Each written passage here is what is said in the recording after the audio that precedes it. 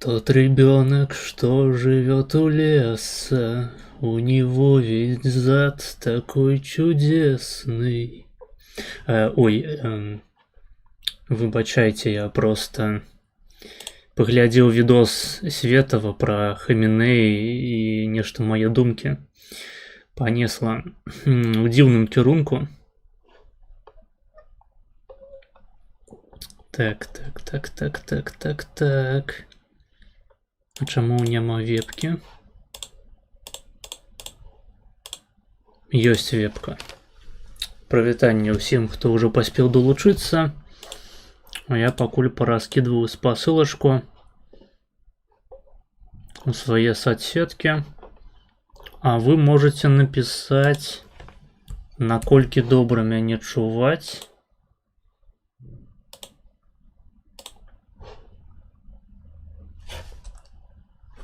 Текс. Напишем спачатку сюды. Так, Discord.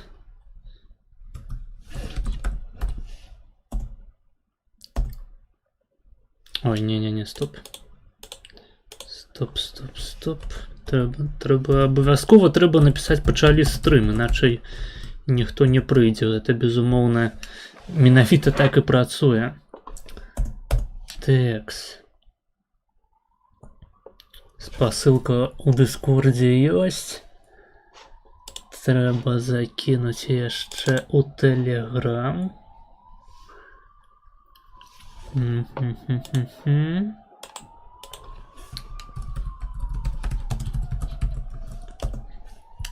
Тут ёсць. І апошняя у Твиттер.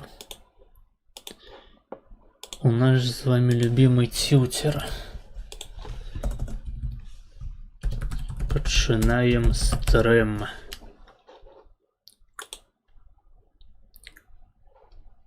И все, спасылки пораскиданные. Я ведаю, что у будние дни звычайно мало людей прыходзіць на трансляции, але у кожным разе, у любым выпадку пишите, калі вы ўжо долучыліся, пишите, як вам гук, як вам картинка, ці няма фрызоў, ці няма якіх-небудзь лагаў, перашкодаў.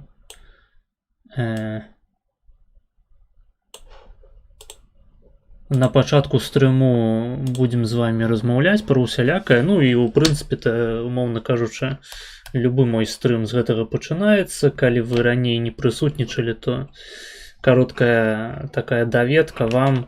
На стрымах сваіх я звычайна зачытваю ўсё тое, што пішуць людзі ў каментарах, і гляджу замоўленыя відэа. Замовіць відэа можна па спасылках у апісанні. Там, вядома, ёсць яшчэ самыя розныя іншыя функцыі, такія як замова гульні, замова фільму на прагляд.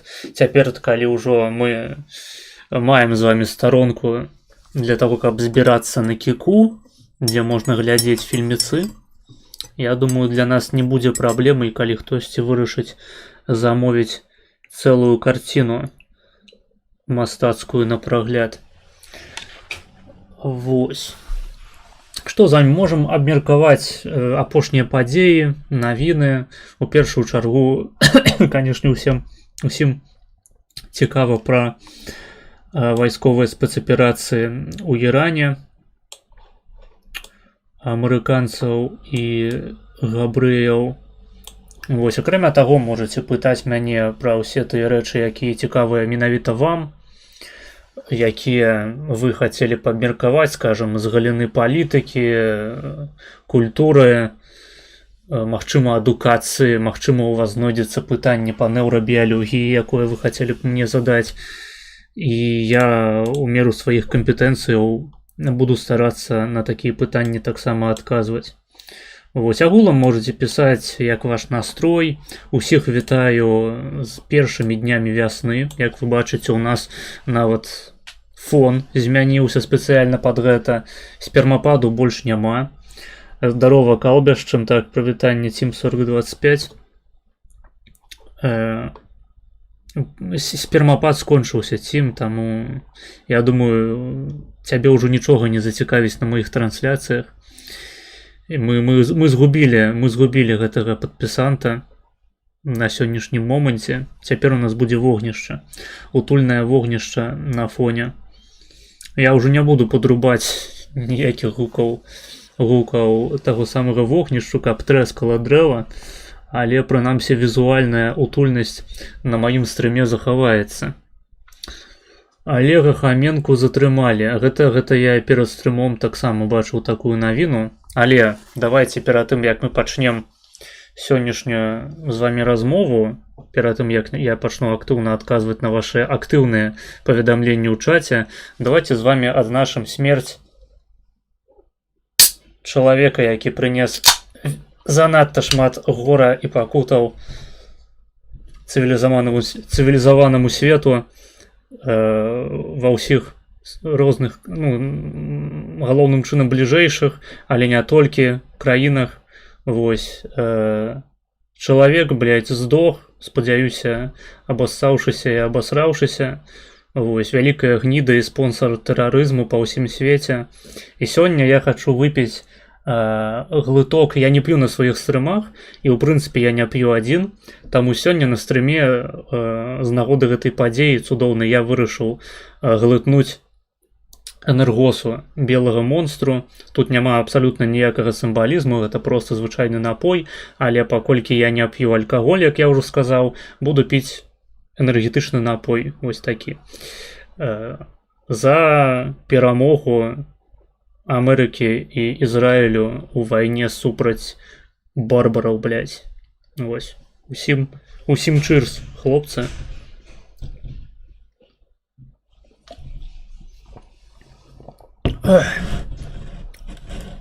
Так, пасля 10годдзяў падрыхтоўкі да вайны, а не да шашлыкоў, як павінна было быць, чалавека просто, як чалавека. Гэтую істоту просто, хуйнулі, ёпта. Чаго яна абсалютна заслугоўвала. Мне гэтую навіну прынеслі яшчэ на папярэдніх трансляцыях, на папярэдняй трансляцыі. Мы акурат стрымілі ў дзень, калі адбывалася гэтая аперацыя, гэты абстрэл кулічовай інфраструктуры. Хутчэй, не інфраструктуры менавіта. Хаця, зноў ж такі, там, здаецца, Ізраіль атакаваў менавіта, што ракетныя ўсялякія пункты. То бок асноўнае, што цікавіць Ізраіль, гэта тое, каб Іран не меў здольнасці прадукаваць ракеты, каб не быў здольны абстрэльваць Ізраіль, а амерыканцаў больш цікавіла ядерная зброя. Вось. І быў нанесены удар і па некаторых элементах інфраструктуры вайсковай, і па вайсковых кіраўніках і палітычных кіраўніках, кунігасах, што скончылася іхняй заканамернай канчынай, ад слова канча, Вось. Карацей, тады гэтая навіна так толькі пачала з'яўляцца, і наогул я не разбіраўся ў сітуацыі у суботу. Зараз я ўжо там паначытаўся ўсялякіх навінаў і вырашыў, што гэтая падзея павінная быць адзначаная на сённяшняй трансляцыі. Вось. Пры тым, што не тое, каб я верыў у нейкую шчаслівую будучыню Ірану без галоўнакамандуючага Кунігаса, але прынамсі адной гнідай на нашай планеце менш, і гэта ахуительна. І гэта я не пра Олега Хаменку, таму што некаторыя маглі падумаць. Вось, я не меў на ўвазе Олега Хаменку, Як же вы не разумеете? Олег Хаменко, did nothing wrong. Вось, пішыце свае паведамленні, калі вам нічога не цікава, то я просто пачну глядзець відэа, а відэа ў нас пра ліцвіноў і ліцвінізм. Усё як мы любім заўсёды самы топавы контент мае гледачы мне подкінулі. Хаця, здаецца, там яшчэ быў відос пра Hotline Miami. Вось. А наконт стрымоў хацеў яшчэ сказаць, што цяпер, хутчэй за ўсё, нашыя буднішнія стрымы, яны будуць адбывацца не заўсёды ў чацвер. Часамі гэта будуць серады. Часамі гэта будзе серада, а часамі гэта, магчыма, будзе які-небудзь іншы дзень, у залежнасці ад таго, як будзе выглядаць мой графік. Я ў гэтым семестры вымушаны напісаць сваю працу дыпломную. Я скончыў універсітэт. Для тых, хто ўпершыню зноў ж такі апынуўся на гэтым стрыме, я навучаюся ў Ягелёнскім універсітэце на біялагічным факультэце па кірунку неўрабіялогія. Адпаведна, каго цікавіць польская адукацыя або польская навука, можаце па гэтых тэмах таксама мне задаваць пытанні.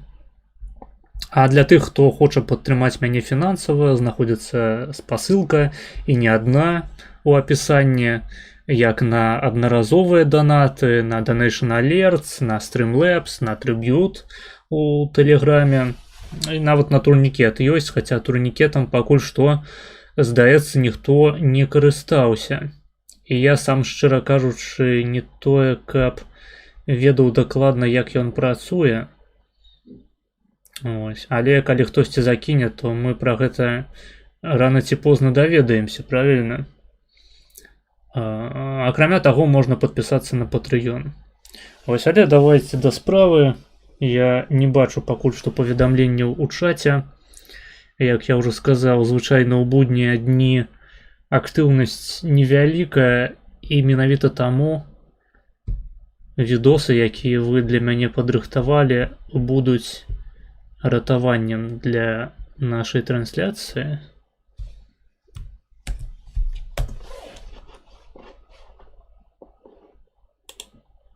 Вось.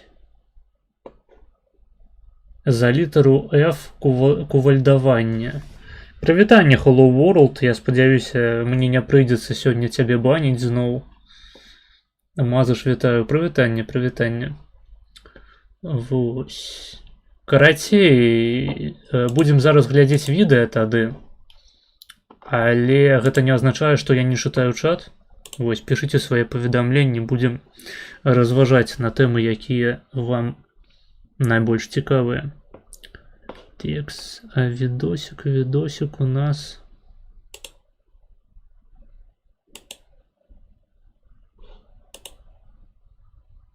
Вось. Вось. Сперма ляцела праз усю залу. Так... А ты ўвогуле слухаў гурт Палац? Не. Я ведаю толькі слова Палаца. Такі гурт. А Палац, на жаль, для мяне застаўся невядомым. Невядомым засполам. А відосик у нас з вами, дарэчы, мне трэба паглядзець, якія там тайм-кодзікі былі. Тайм-кодзікі 15:35. Видос с каналу Металлист, называется Hotline Miami 2 Wrong Number. Сюжет не вкратце. Вось. Актуальная чарга другая. То бок гэты відос мы зараз глядзім па другой чарзе. Акрамя гэтага відэа ёсць яшчэ відос з Александром Крауцевичем на Ідэі X. Дарэчы, спіс відэа я вам зараз закіну у чат.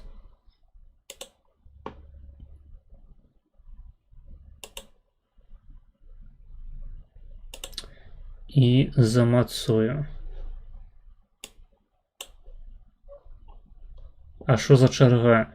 Прабач, я не магу табе адказваць стыкерамі на сваёй трансляцыі.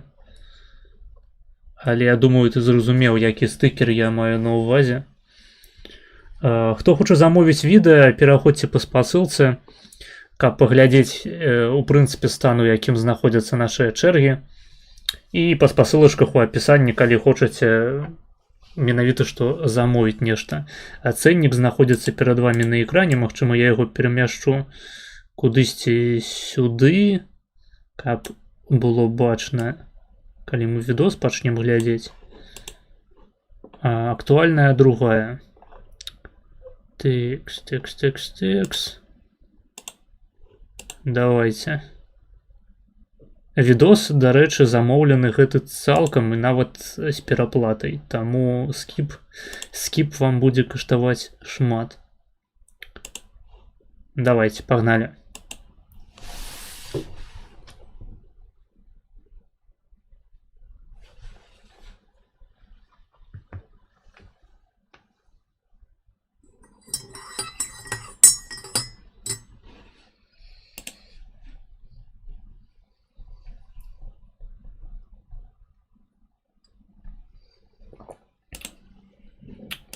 А кто убил Марка?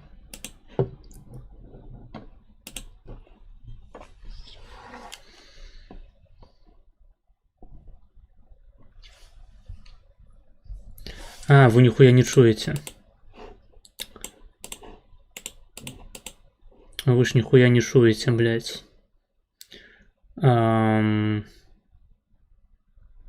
Який там был тайм-код? 15:35.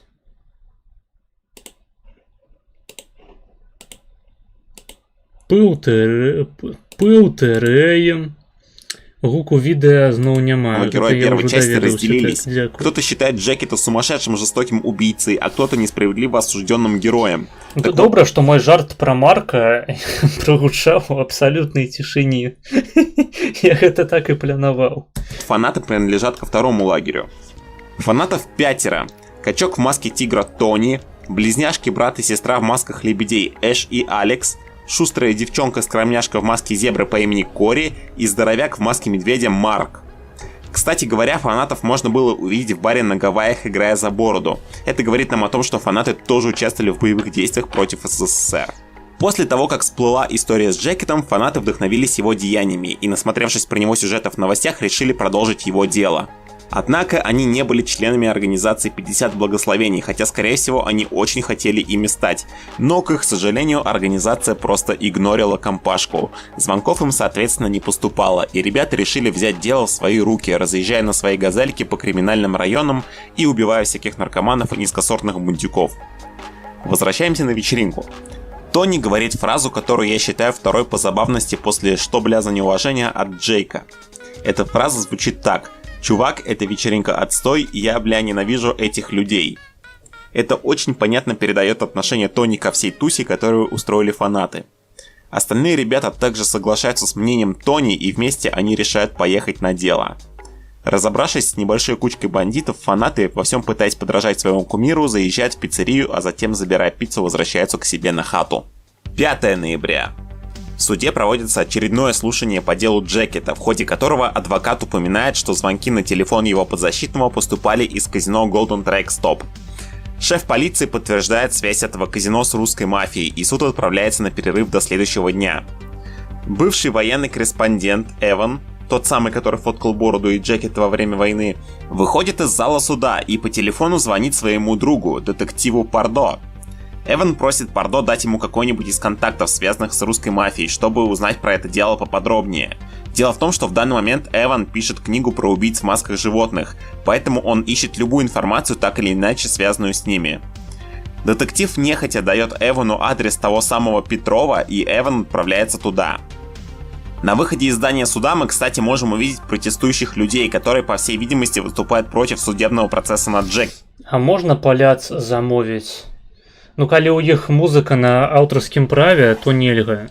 Лепей музыку не замаўляць на ютубе. Калі хочаш замовіць нешта музыкальнае, то мы гэта будзем глядзець толькі потым на твічы.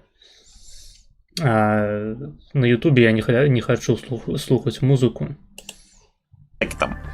Среди протестующих можно заметить Алекс и Эша из фанатов, а также человека, похожего на байкера, только без байкерского шлема. Я не берусь точно сказать, является ли этот персонаж байкером из первой части, либо это один из подражателей, потому что никакой инфы по этому поводу не дается, и утверждать ничего и не буду. На такси Эван доезжает до клуба мафии, однако охранник отказывается пропускать журналиста без приглашения. Эван, не растерявшись, прописывает охраннику в щи, жаль не с вертушки, и испугавшись того, что он сильно Бля, уебал у гэтай гульні абсалютна кожны журналіст, блядь, яшчэ якая-небудзь крынжовая хуйня валодае скиллами кунг-фу. Вышибала, принимается проводить сердечно-легочную реанимацию. К сожалению, безуспешно. После чего вбегает в клуб и начинает свое продвижение к Петрову. Стоит сказать, что по канону Эван это персонаж, который никого не убивает. Прямо как Бэтмен, короче. Нет, ну конечно, можно постараться активировать рейдж мод, и тогда журналюга начнет палить изо всех стволов аки Макс Пейн, но опять же, по канону Эван всего лишь оглушает противников. Добравшись до сауны, в которой сидит Петров, Эван просит россиянина ответить на парочку вопросов. Каноничный россиянин. Обоссыте, али не обейте. Петров в знак уважения Эвану за смелость разрешает задать 2 вопроса. Эван узнает, что убийцы в масках животных не были какими-то народными мстителями, а представляли собой некую организацию, которая точно знала, когда и куда бить. Помимо этого, Петров говорит, что этой организации удалось практически уничтожить русскую мафию, после чего им удалось бесследно скрыться, а все пойманные русскими убийцы в масках не раскололись. После ответа на 2-й вопрос Петров прогоняет Эвана, и журналист отправляется в бар, в котором за бутылочкой Жигулевского он вместе со своим другом, детективом Пардо, обсуждает прошедший день. Эван рассказывает детективу о том, как тяжело им удалось взять интервью у Петрова, а Пардо говорит, что лучше бы Эван писал про майамского потрошителя, говорят, что это дело гораздо запутаннее, но при этом безопаснее. Попив пивасика, друзьяшки отправляются по домам. 11 ноября. Эван находит на кухонном столе записку от жены, в которой говорится, что она отвела детей в школу. После этого Эван выходит из дома и отправляется в метро. В метро к нему подходит попрошайка и просит мелочи. Эван протягивает попрошайке деньги, однако внезапно попрошайка превращается в Ричарда и говорит, что ему не нужны его грязные деньги. Затем Ричард превращается в жену Эвана, которая напоминает, что у его семьи крайне тяжелое финансовое положение, и предлагает мужу бросить попытки быть писателем. Эван не понимает, что за херня творится, но его жена продолжает стоять на своем и говорит, что заберет детей и уйдет от него. Журналист пытается убедить жену в том, что книга выйдет охренительной и ему нужно всего лишь немного времени, после чего жена превращается в Ричарда, который говорит, что времени у Эвана уже нет, и журналисту нужно заново расставить приоритеты. Ричард превращается обратно в попрошайку, который также отказывается от денег и уходит.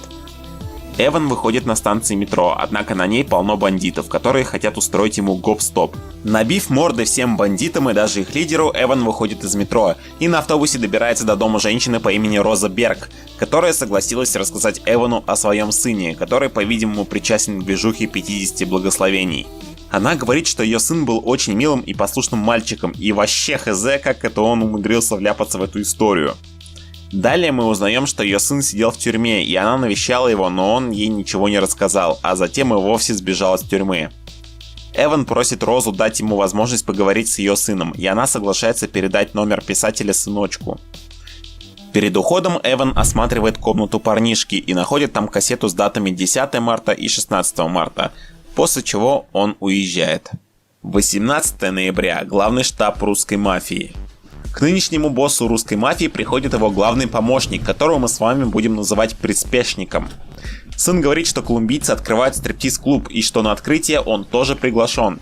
Естественно, вспыльчивый новоявленный босс русской мафии воспринял это как знак неуважения, и сын приказывает приспешнику собрать пушки и ехать в клуб. Приспешник уточняет, хочет ли босс начать войну с колумбийцами, особенно в такой период, когда русская мафия очень слаба. Сын говорит, что чертовы колумбийцы после смерти бати отжали весь их бизнес и всю их территорию, и что он этого просто так не оставит. Сын идет на улицу, садится в свой Pontiac Firebird и отправляется в клуб по приглашению. Приехав в клуб, сын лично убивает всех колумбийцев, а после завершения работы отправляется на хату русской мафии, где в компании куртизанок празднует свою небольшую победу. Сын предлагает приспешнику присоединиться к празднованию, однако тот сливается и говорит, что ему лучше отправиться домой к его девушке. Сын, будучи респектабельным альфачом, поясняет, Я спадзяюся, за гэтую хуйню нам не забаніць канал. лысому, что настоящий мужчина никогда не должен полагаться на женщин. Также он говорит, что девушка Я приспешника на усялякі выпадак взяв деньги, приспешник перамотаю. уезжает домой. 21 ноября. Ведаеце, мінус плюс піксель, гэта ўжо можа азначаць бан.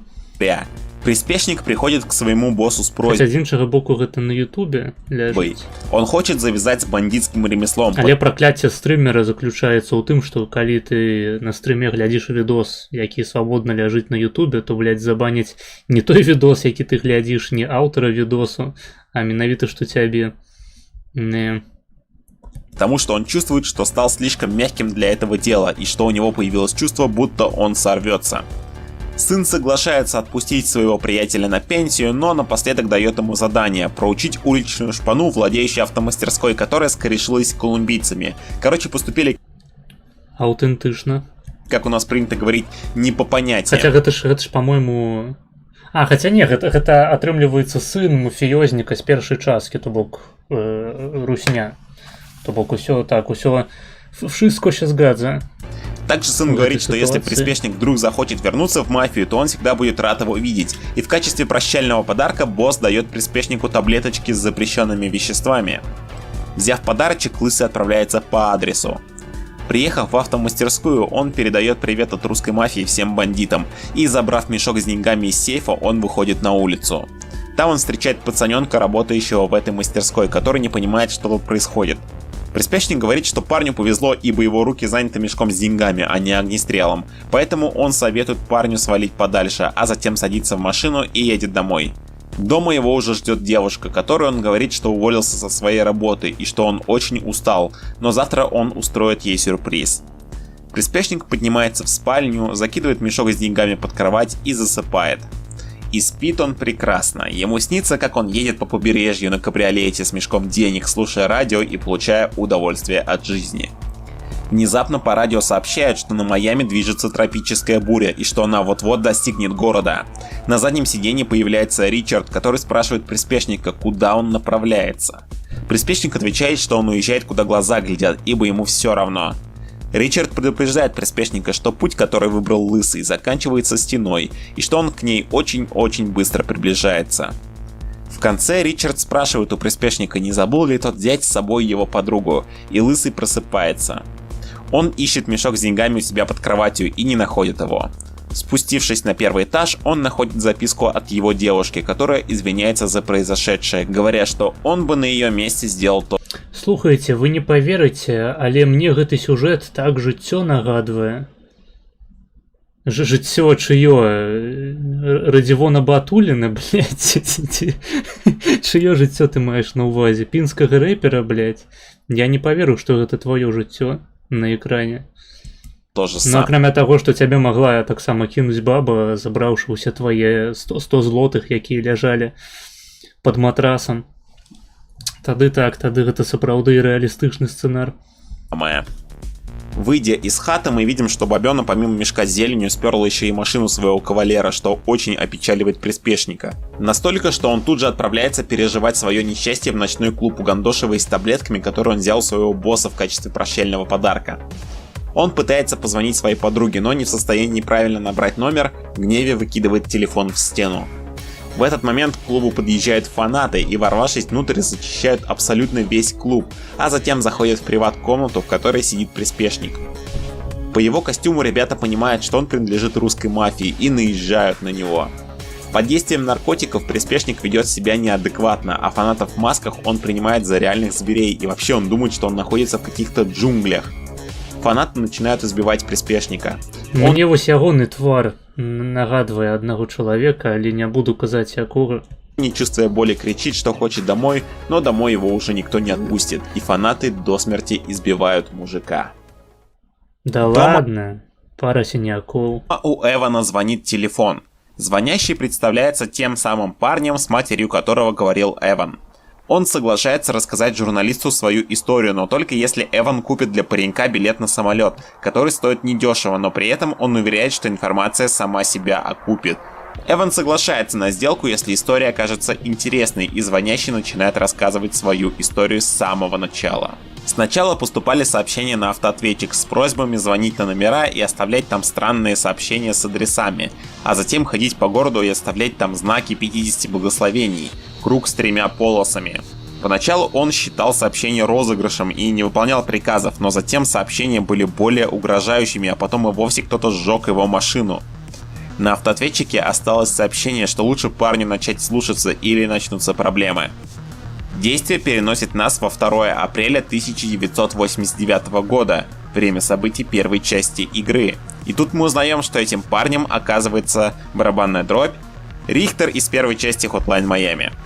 Ему на автоответчик остается фирменное сообщение от 50 благословений.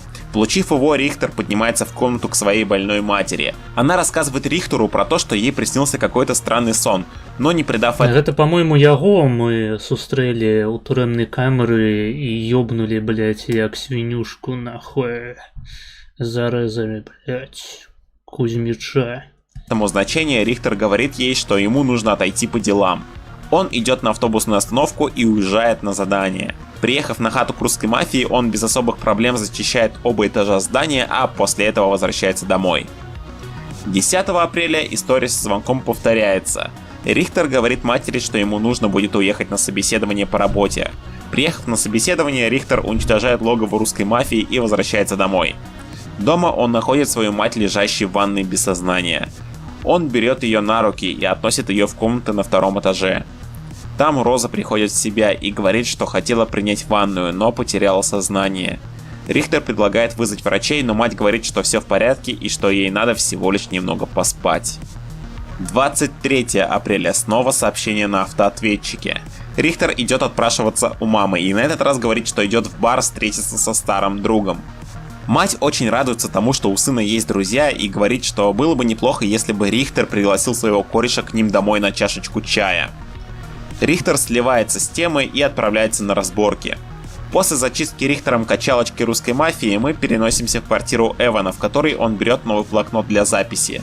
После этого Рихтер начинает рассказывать о действиях после окончания первой части, а именно о своем тюремном заключении. 20 июля 1990 года к Рихтеру приходят посетители.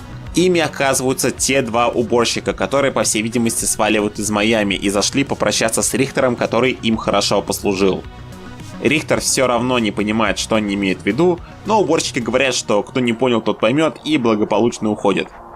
Кстати, здесь же мы можем увидеть Джекета, который разговаривает со своим адвокатом.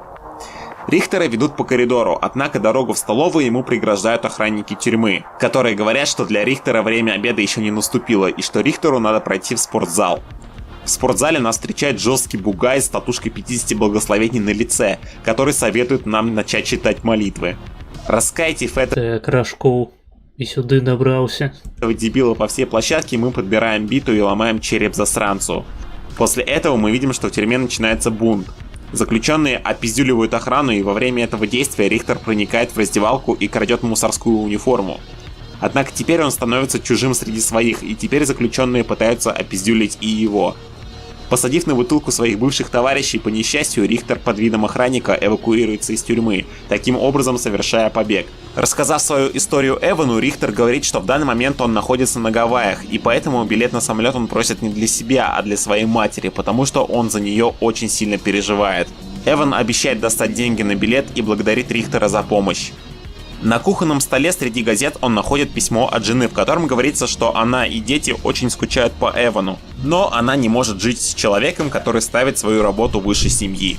Жена просит Эвана позвонить ей после прочтения этого письма, и тут у игрока появляется небольшой выбор: пойти к телефону и позвонить жене, тем самым отказавшись от написания книги, либо забить болт на охуевшую девицу, которая не знает старую русскую пословицу «без труда не выловишь рыбку из пруда», и идти к печатной машинке.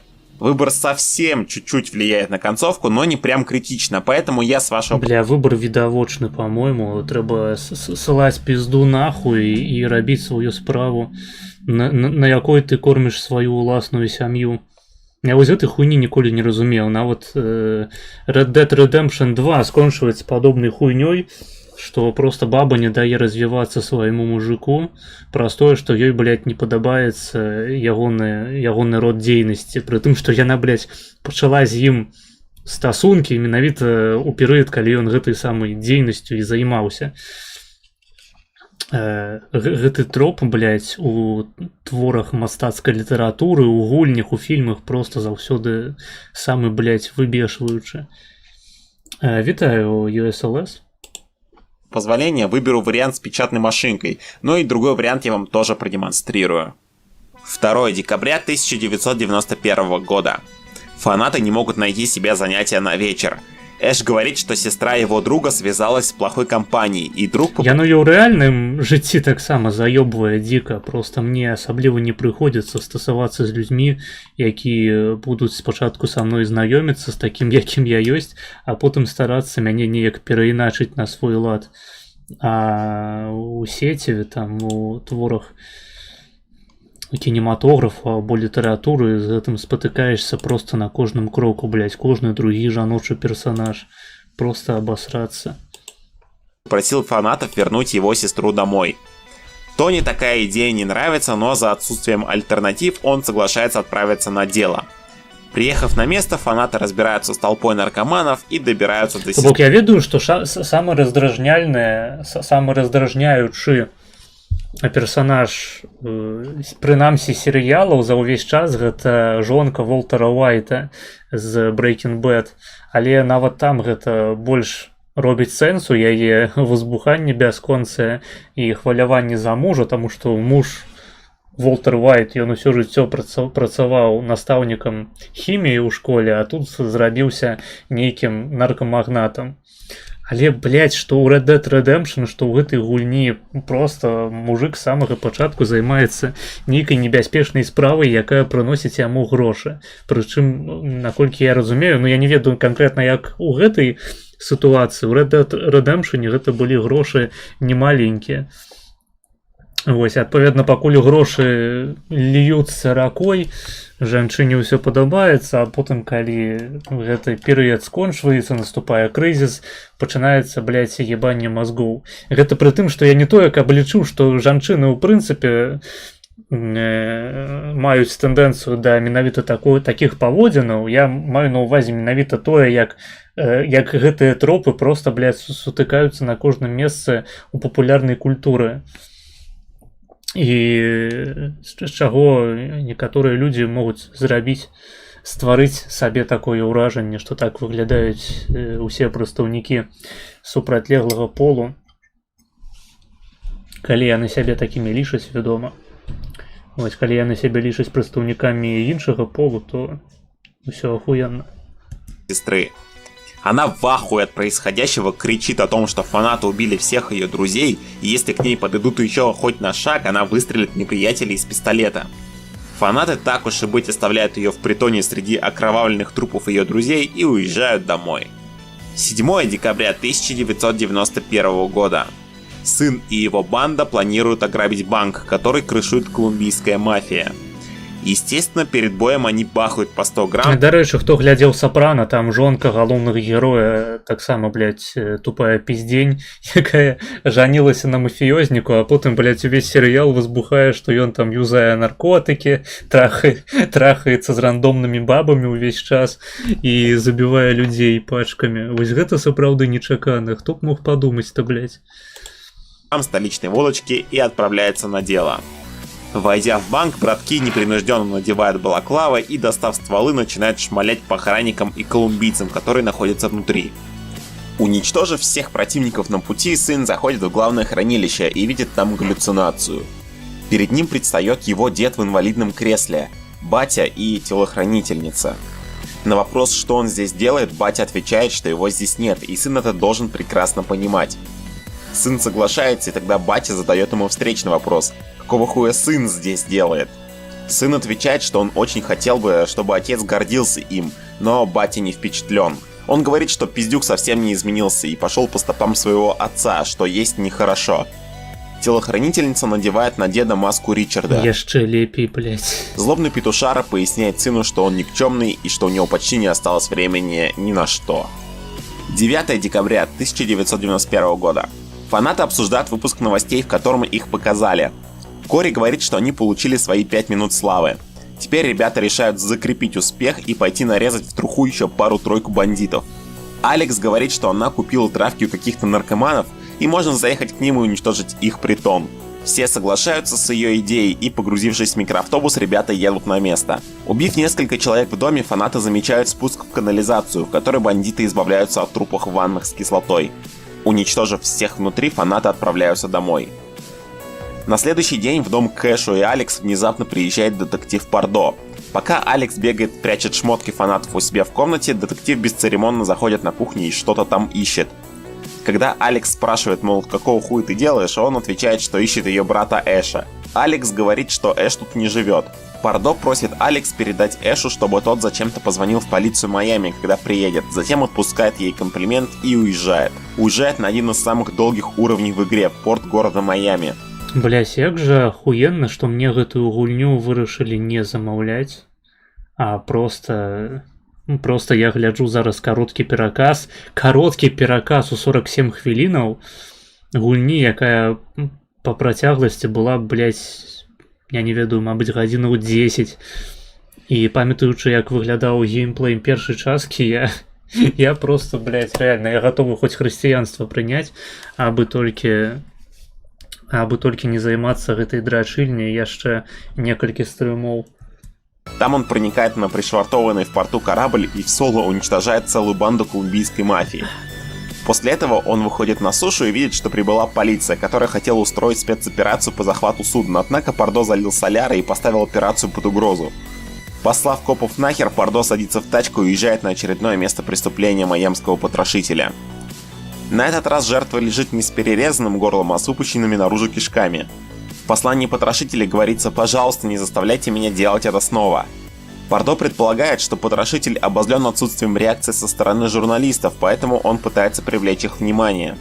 Коронер говорит, что если эта история... А по-моему, ён просто хуяку достал и прилег отпочить. всплывет наружу, то Пардо тоже получит немалое внимание, на что Пардо отвечает в стиле «поживем увидим».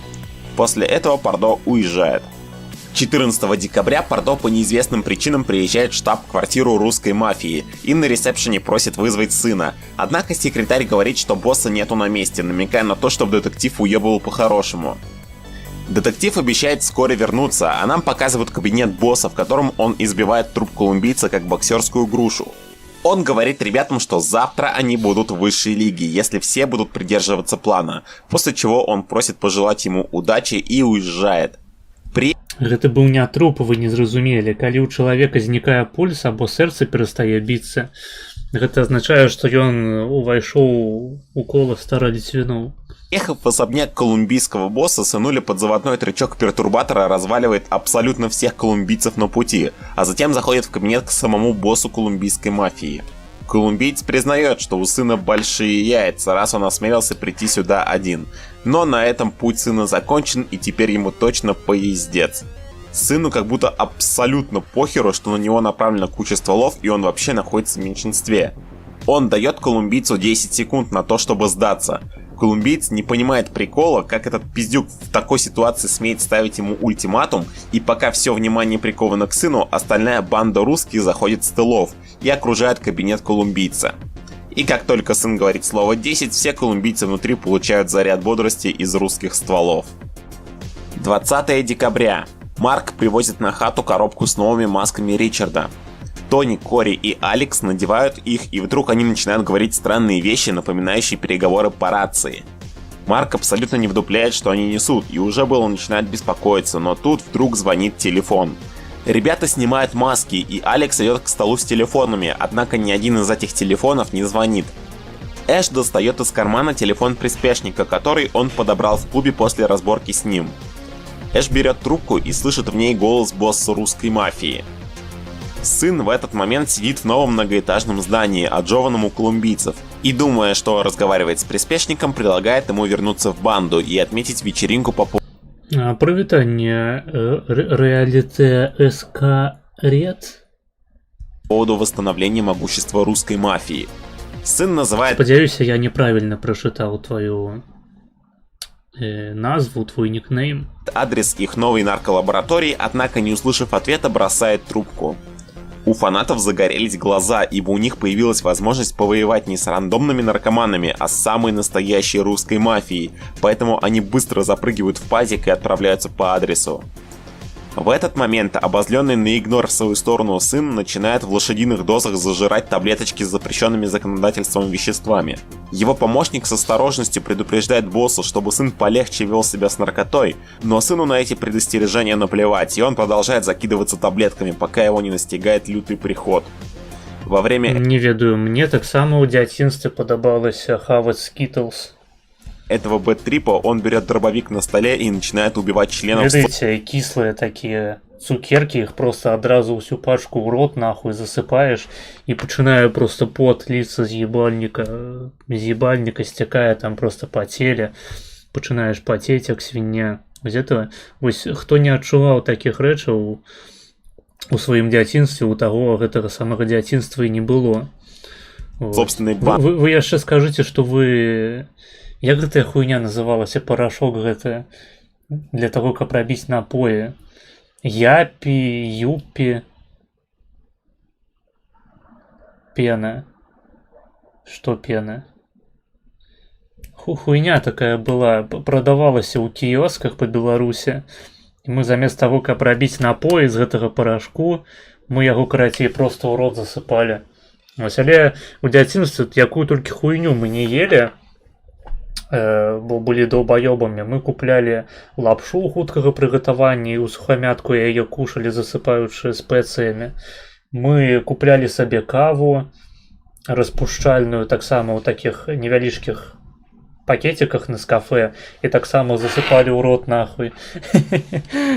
Нікога не хвалявала, мы па некалькі штук іх засыпалі, нікога не хвалявала, што там дохуя кафеіну, што мы маладыя людзі, для нас гэта небяспечна, похуй было, просто і ўсім было заебумба. Япі гэты ці ямі, як ён называўся, я ўжо не памятаю, там самыя розныя былі, прычым некаторыя прадстаўнікі нашага школьнага супольніцтва, нашага, я не ведаю, як гэта назваць, карацей, некаторыя вучні нашай школы, яны, наглядзеўшыся, я ўжо не ведаю, якога-небудзь футбольчыка ці якія фільмы тады былі папулярныя у такім серадовішчы каля футбольным, яны пачыналі хуярыць проста гэты парашок в свой нос, нягледзячы на тое, што гэта проста цукар, блядь, з нейкім фарбавальнікам, з нейкім там, не ведаю, эмулятарам смаку. Усё роўна яны гэта хуярылі і рабілі выгляд, што яны робяць з гэтага, ловяць з гэтага нейкі кайф. Блядь, хаця, здаецца, такой хуйні было шмат, муку, карацей, дзеці, ведаеце, дзеці і падлеткі, яны заўсёды, яны так скачуць вельмі, ведаеце, як просто нейкія, як нейкія голубы скачуць каля тэмы наркотыкаў, просто нават калі яны іх не ўжываюць, яна ім вельмі цікавая, ім цікава. Я памятаю, мне было вельмі цікава слухаць там якія-небудзь аповеды навукоўцаў пра тое, як дзейнічае алкаголь. Я тады ж, мне было гадоў 15 ці 16, калі я прачытаў кніжку Хофмана пра ЛСД, пра якую я ўзгадваў на папярэдняй трансляцыі. Пры тым, што я не ўжываў алкаголю і нават ніколі не паліў цыгарэты. Ну, памятаю, у дзяцінстве мне хтосьці з бацькоў даў паспрабаваць алкаголь. Гэта быў глыток піва.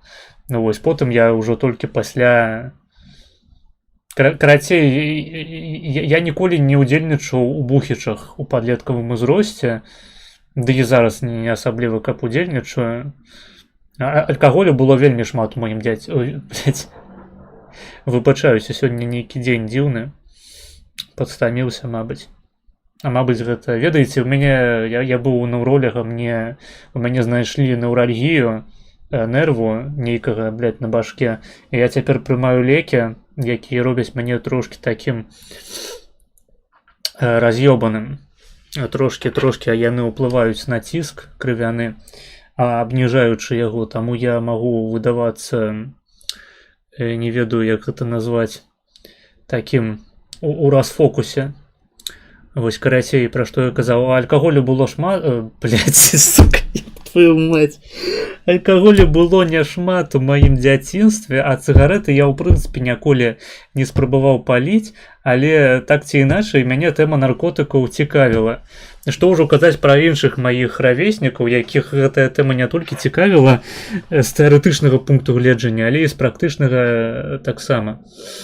Вось. Ну але тыя, у каго не знайшлося знаёмых, якія маглі ім прадаць якія-небудзь рэчывы цікавыя, яны займаліся вось гэтай клоунадай пра ўдыханне япі, мукі і іншай хуйні.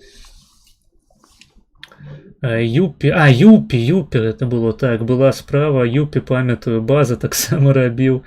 А што ідэя захаваць каву у сухамячку IQ 13. Ну, слухай, так выглядае сярэдняя беларуская школа. Я пачаў вучыцца ў школе, калі яшчэ існавалі гімназіі. Памятаю, я хадзіў у адну гімназію на тэквандо, у гімназію нумар 3 гораду Віцебску, але навучаўся я ў звычайнай школе.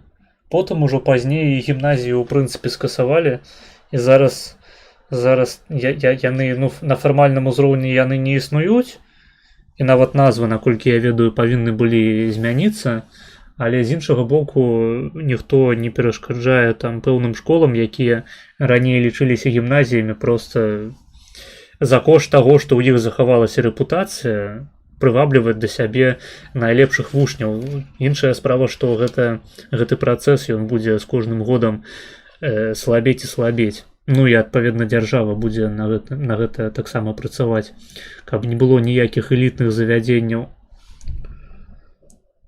Вось. Ладно, давайте видос глядеть. Анды, принимая их за каких-то демонов. Одновременно с этим фанаты прибывают по нужному адресу, взламывают дверь и разделяются по этажам, договорившись встретиться на крыше. Нижний этаж берет на себя Марк, расстреливая все, что движется из 2 автоматов. Зачистив свой этаж, Марк по рации сообщает своим друзьям о том, что он идет к лестнице. Однако в этот момент к нему в комнату врывается сын под веществами. Сын принимает фаната за реального медведя и, подобрав металлическую трубу, разбивает голову Марку и идет на следующий этаж. Там Кори уже вовсю уничтожает его банду. Закончив с этажом, Кори сообщает, что идет на крышу, но не тут-то было. Сын принимает Кори за зебру в куртке Майами Долфинс и убивает ее выстрелом из револьвера. Этажом выше Тони при помощи своих стальных кулаков выбивает дерьмо из целой толпы бандитов. После этого он по рации докладывает своим друзьям о том, что он закончил, но вдруг он замечает что-то странное и прячется. Сын, которому кажется, что он попал в джунгли, переходит на этаж и замечает затаившегося... До речі, я толькі цяпер зразумеў, што гэтая маска, яна на эмблеме трэцяй, як это называется, ОШРГ.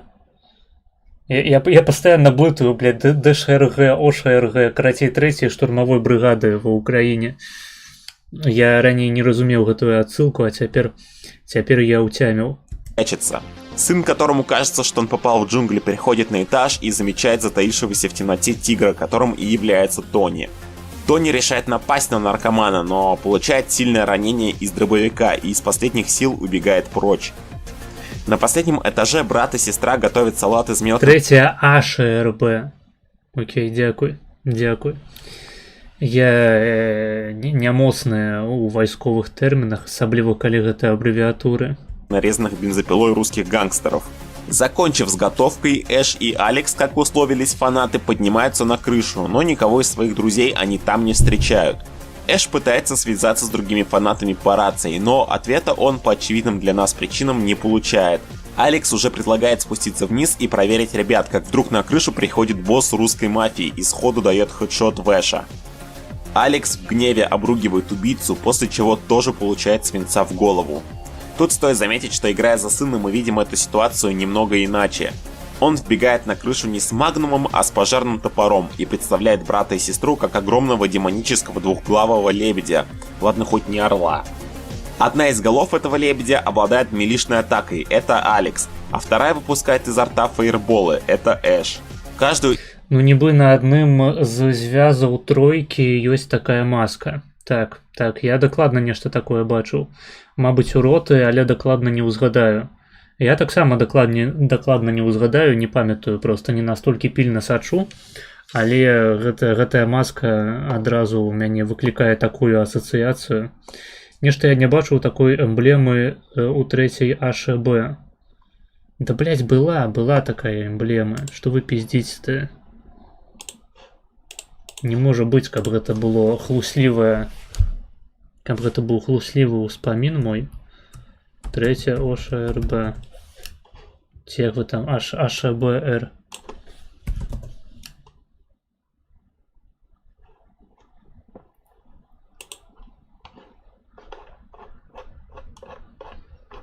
Ці гэта я ў кагосьці на аватарцы бачыў.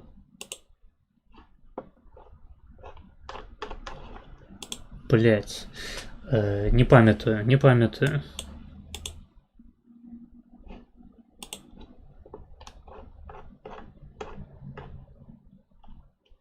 Недзе я бачыў гэтую маску ў кантэксце менавіта вайсковай адзінкі.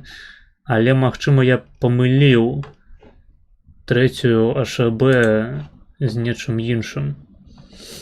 Марс, якая твоя любимая GTA? Ці поважаеш ты Сан-Андреас? Любимая GTA? Я гуляў у третью, я гуляў у Сан-Андреас, я гуляў у Вайс-Сіті.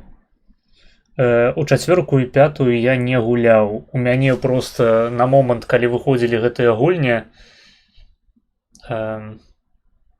так, чацвёрка таксама. Калі выходзілі гэтыя гульні, што чацвёрка, што пяцёрка, у мяне просто комп быў недастаткова моцны, каб у іх гамаць.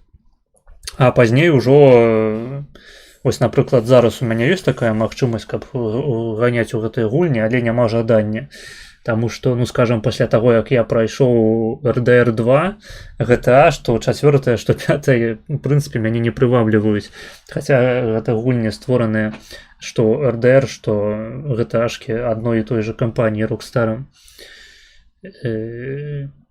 Мабыць, буду гуляць у шостую GTA, паглядзім.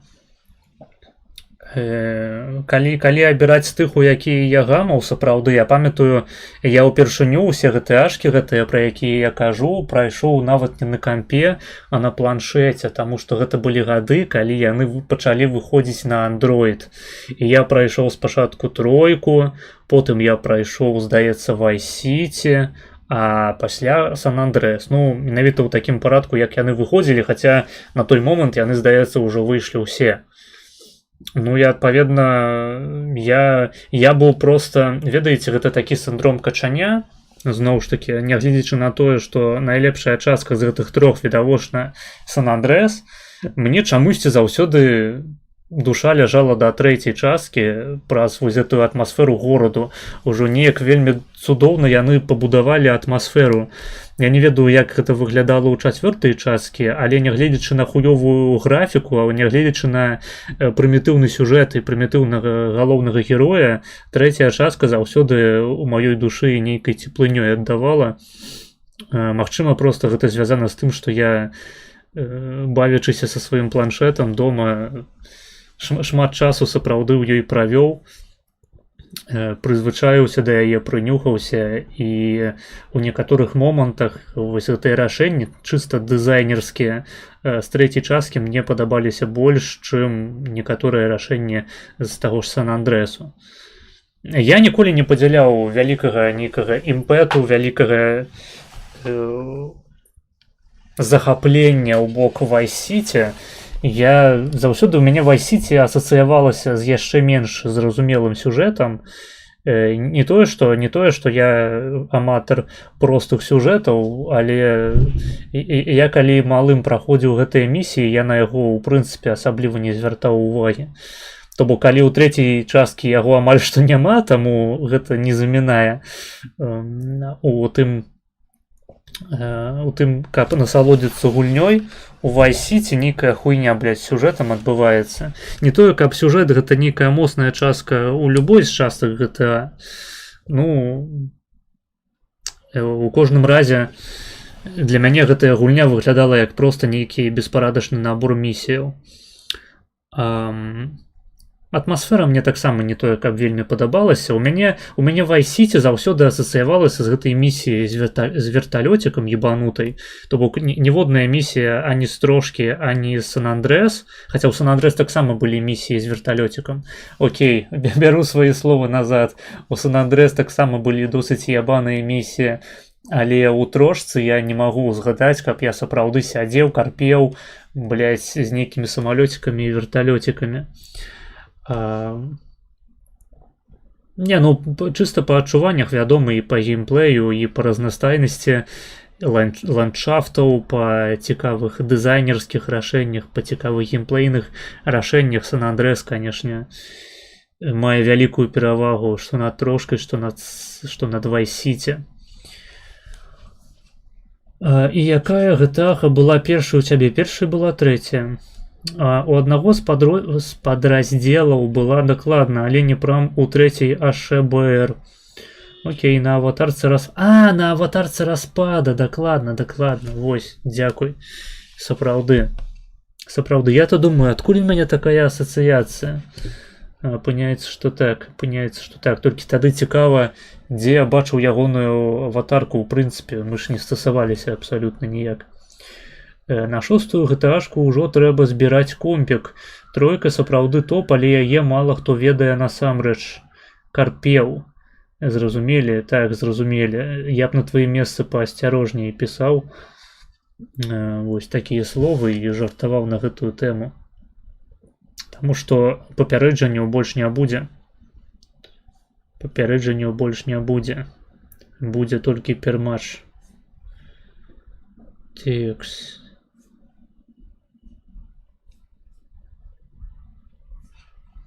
Карацей, у дзяцінстве мне больш за ўсё падабалася трошка менавіта.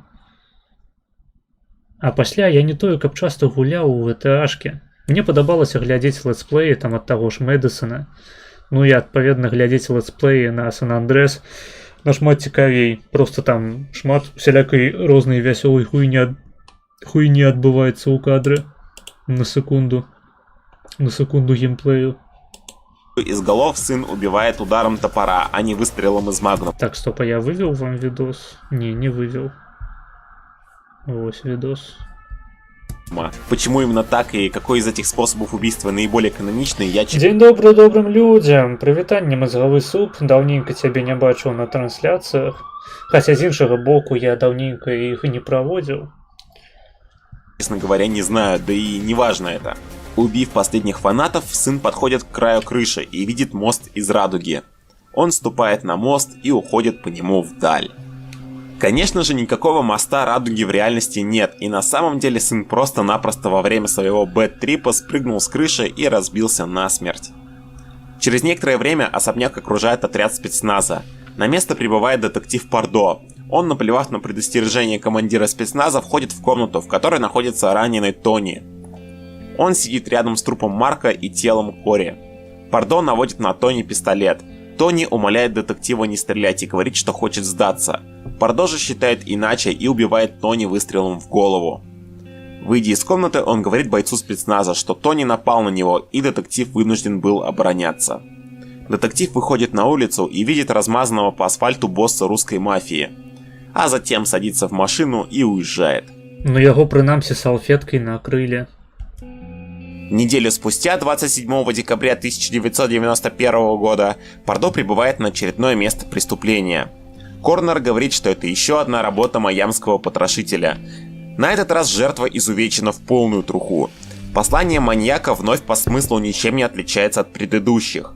Пардо просит Корнера постараться найти хоть какие-то улики по этому делу, потому что если журналисты узнают об этом случае и у Пардо не окажется улик, то шеф его с потрохами съест. Пардо прощается с Коронером и отправляется домой. Дома детектив ложится поспать, однако ночью просыпается в холодном поту, потому что не может найти свой пистолет. Перерыв всю квартиру, Пардо отправляется на последнее место преступления. Придя в квартиру, он видит, что за столом возле места, где лежал труп, сидит человек, похожий на большую чревовещательную куклу. Пистолет Пардо лежит на столе. Кукла говорит, что они с Пардо братья по крови, и что детектив сам его создал. Таким образом, выясняется, что майамским потрошителем был сам детектив Пардо, отчаянно пытавшийся таким образом получить свои 5 минут славы. На самом деле, в этом можно было убедиться еще раньше, в тот момент, когда Пардо заезжал в дом Алекс и Эша. У игрока была возможность подойти к багажнику его машины и увидеть там связанного человека, которого позднее найдут мертвым, и фраг присудит именно майамскому потрошителю. Кукла бежит обнимать... Здорово, здорово, Питмастер. С детективом, однако тот Чого в середу? Ну, так атрымалася, такі графік. отталкивает ее от себя и разбивает ей голову. Пардо выходит из комнаты и оказывается на съемочной площадке. Ассистент привозит Пардо на следующую сцену, которая происходит в кабинете шефа полиции. Шеф, которому все известно, потому что он имеет кучу улик на Пардо, приказывает Пардо снять свой значок и добровольно сдаться. Однако детектив не признает своей вины и говорит, что его подставили.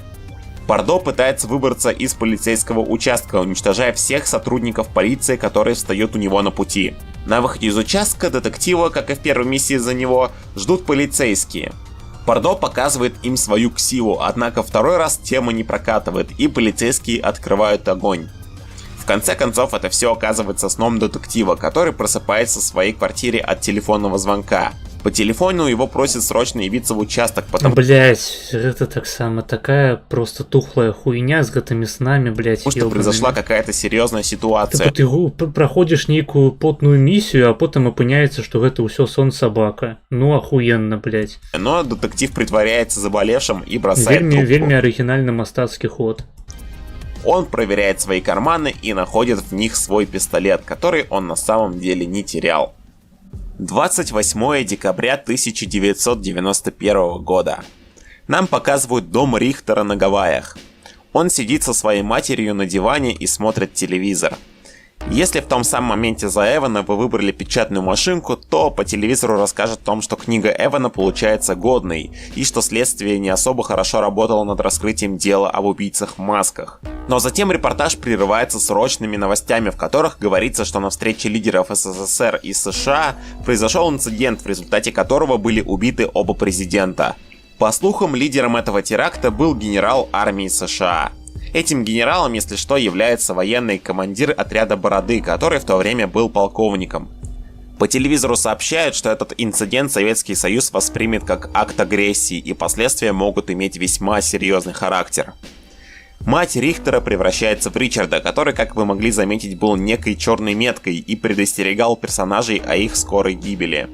Теперь же Ричард говорит Рихтеру, что несмотря на то, что Рихтер неплохо устроился, идиллия не продлится долго. Рихтер спрашивает, сколько у него времени осталось, и Ричард отвечает, что очень мало. Но Рихтера это не пугает, он спокойно принимает свою судьбу, говоря, что если ничего изменить нельзя, то и сопротивляться не нужно. Ричард отвечает, что он рад тому, что Рихтер все понимает, после чего мы видим, как дом с персонажами уничтожает взрыв ядерной бомбы, которую злые совки сбросили на Гавайи и на Майами в ответ на убийство их президента. Подтитры нам демонстрируют гибель немногих оставшихся в живых персонажей. Походу у свеце гэтай гульні GTA Vice City так і не выйшла. Я нешта прапусціў, пакуль мяне не было. Тата? Гэта ты? Гэта ты, тата? 15 год таму ты выйшаў па цыгареты і не вярнуўся. Ты прапусціў... Нихуя насамрэч, потому что я, блядь, занимаюсь некой хуйней по житті. Персонажей игры. Писателя Эвана взрыв настигает в его доме, и в зависимости от того, что вы выбрали, он встретит смерть в кругу семьи, либо за печатной машинкой. Детектив Пардо, а.к.а. Майамский потрошитель. Ну и зноў ж таки, ніякія выборы у гэтай гульні ні на што не ўплываюць, тому что урэшце рэшт на ўсіх просто падае ядерная бомба. Охуенный сюжетный ход. Встречает смерть, забаррикадировавшись у себя дома в страхе того, что к нему явится полиция с ордером на арест. Следующей погибает актриса, игравшая главного женского персонажа. Мазача, ты гуляў у GTA-шкі 2D-шная, поўная хуйня, калі што. Я, здаецца, у нешта падобнае гуляў або ў самі GTA-шкі, або ў нейкія падробкі. У настолькі раннім дзяцінстве, што я ўжо нават не памятаю, што канкрэтна было стрыжнем, выбачаюся, што канкрэтна было стрыжнем гэтай гульні, які там быў сюжэт, якія місіі. Я просто браў гэты смартфон, ці тады гэта нават не на смартфонах яшчэ выходзіла, а на звычайных сэнсарных тэлефонах, браў просто ў кагосьці са сваіх сваякоў і гуляўся. Просто бегаў па месце і страляў там, давіў мінакоў няшчасных. Але я не памятаю, якая гэта была частка. Ці другая, ці першая, ці гэта наогул была GTA. Ахуенна, але адзін хуй з тым калам, пра які ты зараз глядзіш, гэта Лондон была. Блядь, я не памятаю канкрэтна, у якую я гуляў. Памятаю, гуляў у нейкую стралялку 2D-шную, але канкрэтна што гэта было, табе ўжо зараз не распавяду. Мне было хутчэй за ўсё каля 10 год тады. Персонажи в фильме Midnight Animal. Ну и в конце концов в своей тюремной камере погибает и наш любимый Джекет.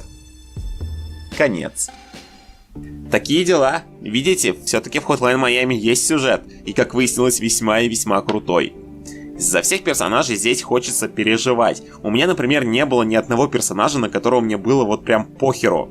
Истории персонажей на первый взгляд никак не взаимосвязаны, однако в итоге они переплетаются между собой причудливо и очень неожиданно. Меня порадовала мистическая составляющая в моментах с появлением Ричарда. Порадовало раскрытие истории с фотографией. И самый кайф мне доставила последняя глава за фанатов, которая затем была показана глазами сына. Я вообще считаю этот момент показателем гениальности разрабов, потому что так оригинально показать одну и ту же историю я бы никогда в жизни не смог. Визуально игра практически не отличается от первой части, да и слава богу, потому что представить Hotline Miami, например, с HD текстурками мне вряд ли удастся. Про геймплей не скажу ничего, потому что, как я и раньше говорил, этот геймплей надо прочувствовать самому. А вот музыкальная... Так, яго трэба прочувствовать своей задницей самому, это правда. Составляющая, это вообще круглая 10 из 10. Это мы отчули подчас моих трансляций на Твиче. При всем уважении к первой части, в особенности к саундтрекам Crystals и Гидроген от Муна, я считаю... Ну, саундтрек досыць неблагим, могу сказать. Что саундтрек во второй части просто бомбезный. Признаться честно, я даже сейчас взрывоопасно возбуждаюсь с первых нот трека Пертурбатора под названием Sexualizer, а музыкальное сопровождение в единственном уровне за приспешника сделало этого персонажа одним из моих самых любимых в игре. Короче, нахваливать эту игру я мог бы хоть до завтрашнего дня, но, к сожалению, я и так уже что-то запизделся, так что давайте с вами на этом заканчивать. Если вам понравилось видео, вы можете подписаться на канал и нажать на колокольчик, чтобы не пропустить новые выпуски. Помимо этого, я вам напомню, что у нас есть группа ВКонтакте и сервер в Дискорде, в котором вы всегда можете провести высокоинтеллектуальную беседу с пацанами вообще обо всем. У нас таксама, дарэчы, таму пераходзьце па спасылцы в описании стрыму. А я, как всегда, благодарю вас за внимание и до скорого.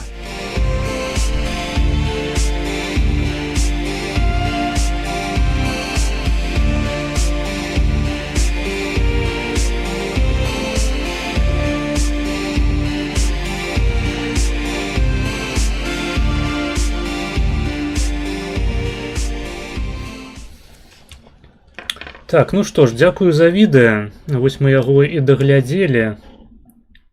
Давайте зробім невялічкі перапынак. Невялічкі перапынак.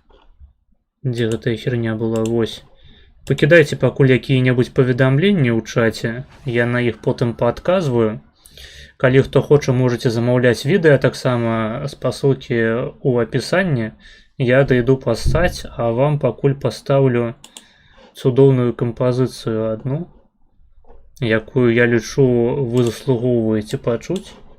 Вось гэта контент эксклюзыўны. Койно на гары Тайлиту висы жнут, а под той горой Арамдола Литвины идут. Гой долам, гой широким Литвины идут. На упераце Дорошенко вяде свое войска, вялик литовске хорошенько, гой долам, гой широким хорошенько. А позаду загой дачный, что промнянял Радиму на ты, тунь-та люльку с Магарский. Гой долам, гой широким с Магарский. Гой повернися за гой дачный, возьми Святланку, отдай ты Дунь люльку з Магарський. Гой долам, гой широким з Магарський. А Святланкою походе не возиться. А ты Дунь та люлька Литвину к дороге придобиться. Гой долам, гой широким придобиться. Эй, кто на Литве отгукнися, та запалим огню, та затягнем люльку, не журися. Гой долам, гой широким, не журися.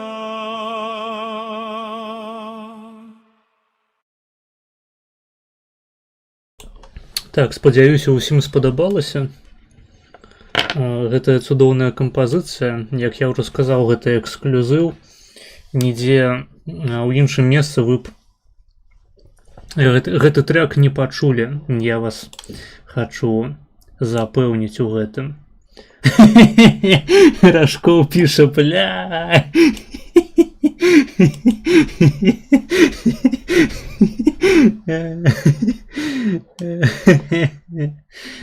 Не, хто б мог падумаць, што менавіта ў гэты момант ён будзе глядзець стрым. Ці яму хтосьці напісаў, што я паставіў. Так, што вы тут пісалі? Друга ще Хардовіша. Ну я пра гэта ўжо казаў сёння, што дзякую. Дзякую усім багам і канкрэтна Богу Аковы Гатовы за тое, што ён не замовіў мне у праходжанне другой часткі. Сюжэт нібыта цікавы сапраўды, нягледзячы на тое, што мне не спадабаліся там некаторыя плот-твісты, але гуляць у яе на стрыме абсалютна немагчыма. У цябе падгарае задніца, па 10 тысяч разоў адзін і той жа ўзровень прыходзіцца праходзіць, а ў чаце не тое, каб актыўныя людзі, не тое, каб актыўна нешта пытаюць, адпаведна ты сядзіш проста і з каменным ебалам чырвоным праходзіш чарговыя дупаразрываючы ўзровень, чарговую дупаразрыўную місію. І так, блядь, некалькі стрымоў у шэраг. А калі гэта другая частка, там яшчэ даўжэйшая яна, то гэта зацягнецца, блядь, на некалькі месяцаў стрымоў, дзе я буду сядзець просто і тухнуць у прамым этэры. Так, а тут стрым, а ты дзе, мо пазнаёмімся, я так хачу YouTube. У сэнсе дзе? Я тут, як ты ўжо сказаў, тутака. А дзе данаты? Гэта бяспечна? Ты экстрэмісты альбо тэрарысты ці норм? Дзе данаты? Ты маеш на ўвазе, што ніхто не данаціць, ці дзе мне можна заданаціць? Заданаціць мне можна па спасылках у апісанні. Але калі ты знаходзішся ў РБ або ў іншай краіне, дзе цябе за данаты могуць пасадзіць у турму, то лепей гэтага не рабіць. Так, у мяне можаце бачыць там унізе віджет, які паказвае расійскія рублі, але гэта былі нейкія адчайныя людзі, вельмі, якія, паходу, не баяліся мне данаціць. Або данацілі расійскімі рублямі, жывучы ў якой-небудзь іншай краіне, не ведаю. Карацей кажучы, калі вы жывяце ў Беларусе, судзячы па тым, што ты пішаш беларускай лацінкай, я раблю выснову, што ты жывеш у Беларусе. Адпаведна, не данаць мне, блядь, ніколі. І лепей не глядзі мае стрымы, лепей не пішы ў маім чаце і піздуй нахуй. Гэта будзе для цябе ж лепей, ва ўсіх сэнсах. Ха-ха-ха, як не быць гоем? Каб не быць гоем, трэба данаціць мне, відавочна. Божа, літвіністы EXTNX опыат эти бульбіны. Я спадзяюся, гэта вельмі асэнсаванае паведамленне. Данаціць на беларускамоўны контент, калі ты ў Беларусе, гэта самагубства. Так ёсць. Я ў Расею ўжо сёння з Вільні прыляцеў. блять. Аднойчы Хемінгуэя попросили написать самый короткі анекдот, і ён высраў гэтую хуйню. Пиздец, бля, гэта нават горш. Бульбінаі, Вісада, Вагія, Мусу, Історія. Прабач, на маіх стрымах забаронена пісаць на мовах, якія я не разумею, таму я выдалю твае паведамленне на ўсялякі выпадак. Пакуль ты хадзіў, я ўжо піцу пачаў гатовіць. Рады за твою пиццу. Не надо нам таких лиц свинов. Если Гитлер бы удержался в Белоруссии 100 лет, то белорусы всем доказывали, что они настоящие немцы. А те, которые живут за одером, какие то доихи, которые хотят присвоить настоящую Германию. Я ўпершыню бачу, як выглядае дыслексія на пісьме. Ну, гэта летсплей контент. Ну, летсплей, я не тое, каб прямо... Каб у мяне просто добра атрымліваўся менавіта летсплей контент. Я і не тое, каб хачу рабіць летсплей контент. Ведаеце, калі я запускаю, напрыклад, гульнявы стрым, канкрэтна, напрыклад, я запрашаю там беларусіяну, яшчэ кагосьці, то з майго пункту гледжання гульня ў такім выпадку з'яўляецца проста асновай і падставай нагоды для таго, каб паразважаць на якія-небудзь цікавыя тэмы. Хаця, зноў ж такі, у нас з беларусіянай, скажам, гэта па-рознаму працуе. У мяне, калі пачынаюцца развагі на палітычныя і там якія-небудзь навуковыя філазофскія тэмы, то народу становіцца больш, а ў яго, наадварот, менш. Не ведаю, інтэрпрэтуйце гэта як хочаце. Але я звяртаю вашу увагу на тое, што я гульнявы стрымер толькі тады, калі гульня дапамагае больш. Я не ведаю. Ведаеце, калі вы глядзіце якія-небудзь рэлсы, там тыктокі, шорцы, там гэты чалавечак бегае з Subway Surf. Вось гульня на стрыме, яна выконвае менавіта такую функцыю, каб у людзей проста перад вачыма нешта скакала, і яны не лівалі. У мяне такое стаўленне да гульняў на стрымах. Агулам гульні, калі гэта не сталкер які-небудзь ёбаны ці Fallout, хаця і гэта не заўсёды дапамагае, але калі гэта не гульні, якія я пералічыў, магчыма, яшчэ некаторыя гульні, якія папулярныя на постсавецкай прасторы, то на вашых стрымах будзе сядзець два чалавекі. Гульні на стрымах гэта заўсёды мінус онлайн, мінус аўдыторыя, мінус данаты. Нікому, блядь, не цікава глядзець, як хтосьці задроціць у якую-небудзь стратэжку ці нават Майнкрафт людзі не талеруюць, усім насраць. Асабліва улічваючы, што шмат хто глядзіць такі контент фонам, не бачачы карцінкі. Адпаведна, яму наогул насраць, што там адбываецца у чалавека на экране, што адбываецца ў гульні. А размоўны контент, ён заўсёды размоўны, што б на экране не адбывалася, заўсёды, ну, так бы мовіць, які б спосаб прагляду стрыму вы не абралі, вы заўсёды будзеце мець доступ да ягонай сэрцавіны, да таго, для чаго ўсе мы тут сабраліся. Ну, гэта летсплей, так, гэта я чытаў. Блядь, я не буду гэта чытаць, чао, пішы, ты або пішы ўжо, калі пішаш лацінкай, пішы па-беларуску. Я не буду чытаць гэтую хуйню. Так, я паляцеў з Вільні, бо мяне не пусцілі латышы. Сказалі плаціць 2000 еўра альбо эйкнах.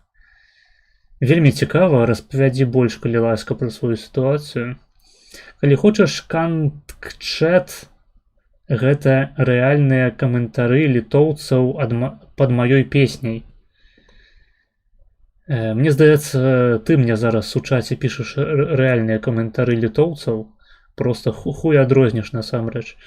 Гэта не проста дыслексія, гэта найлепшая пародыя на літувіса з рэдактараў Вікіпедыі. Ну, паходу, або грузінаў, яны таксама любяць напісаць па-расейску на лацінцы.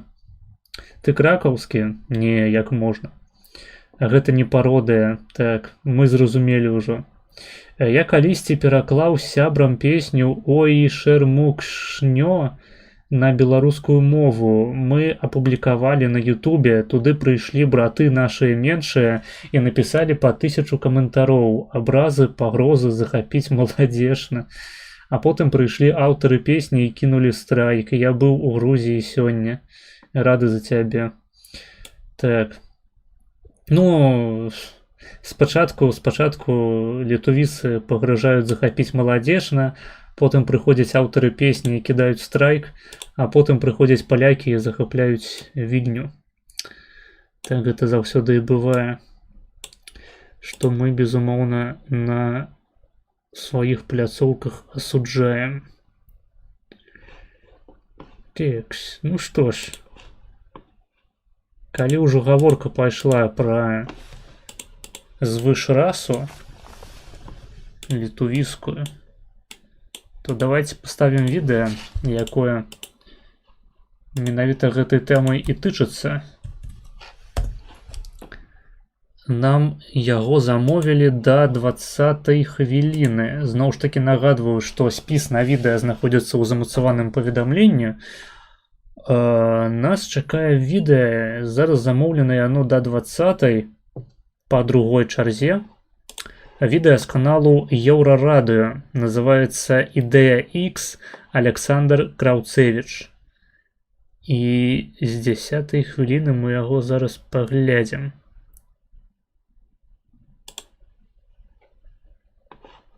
Текс, дай бог нас захопяць жмутастанцы, але лепш полякі. Ну, лепш сапраўды полякі. Яны напісалі мне на пошту, каб я вызнаў, што Вільня іхняя і ВКЛ то літувіская дзяржава, а мы былі людзьмі другога гатунку. Я адмовіўся, і яны сказалі, што пададуць на мяне ў суд. Паслухай маю песню. Я табе магу ў ТГ скінуць, я быў у Вільні нядаўна ў сяброў літувісаў. Яны файныя, але пра гісторыю лепей не гаварыць. Блядь, я не буду бясплатна слухаць твае ахуительныя песні. Калі хочаш, каб я такім займаўся, то данаць мне на стрымах. Вось. І то мы музыку на Ютубе не слухаем, толькі на Твічы. Так, відосик.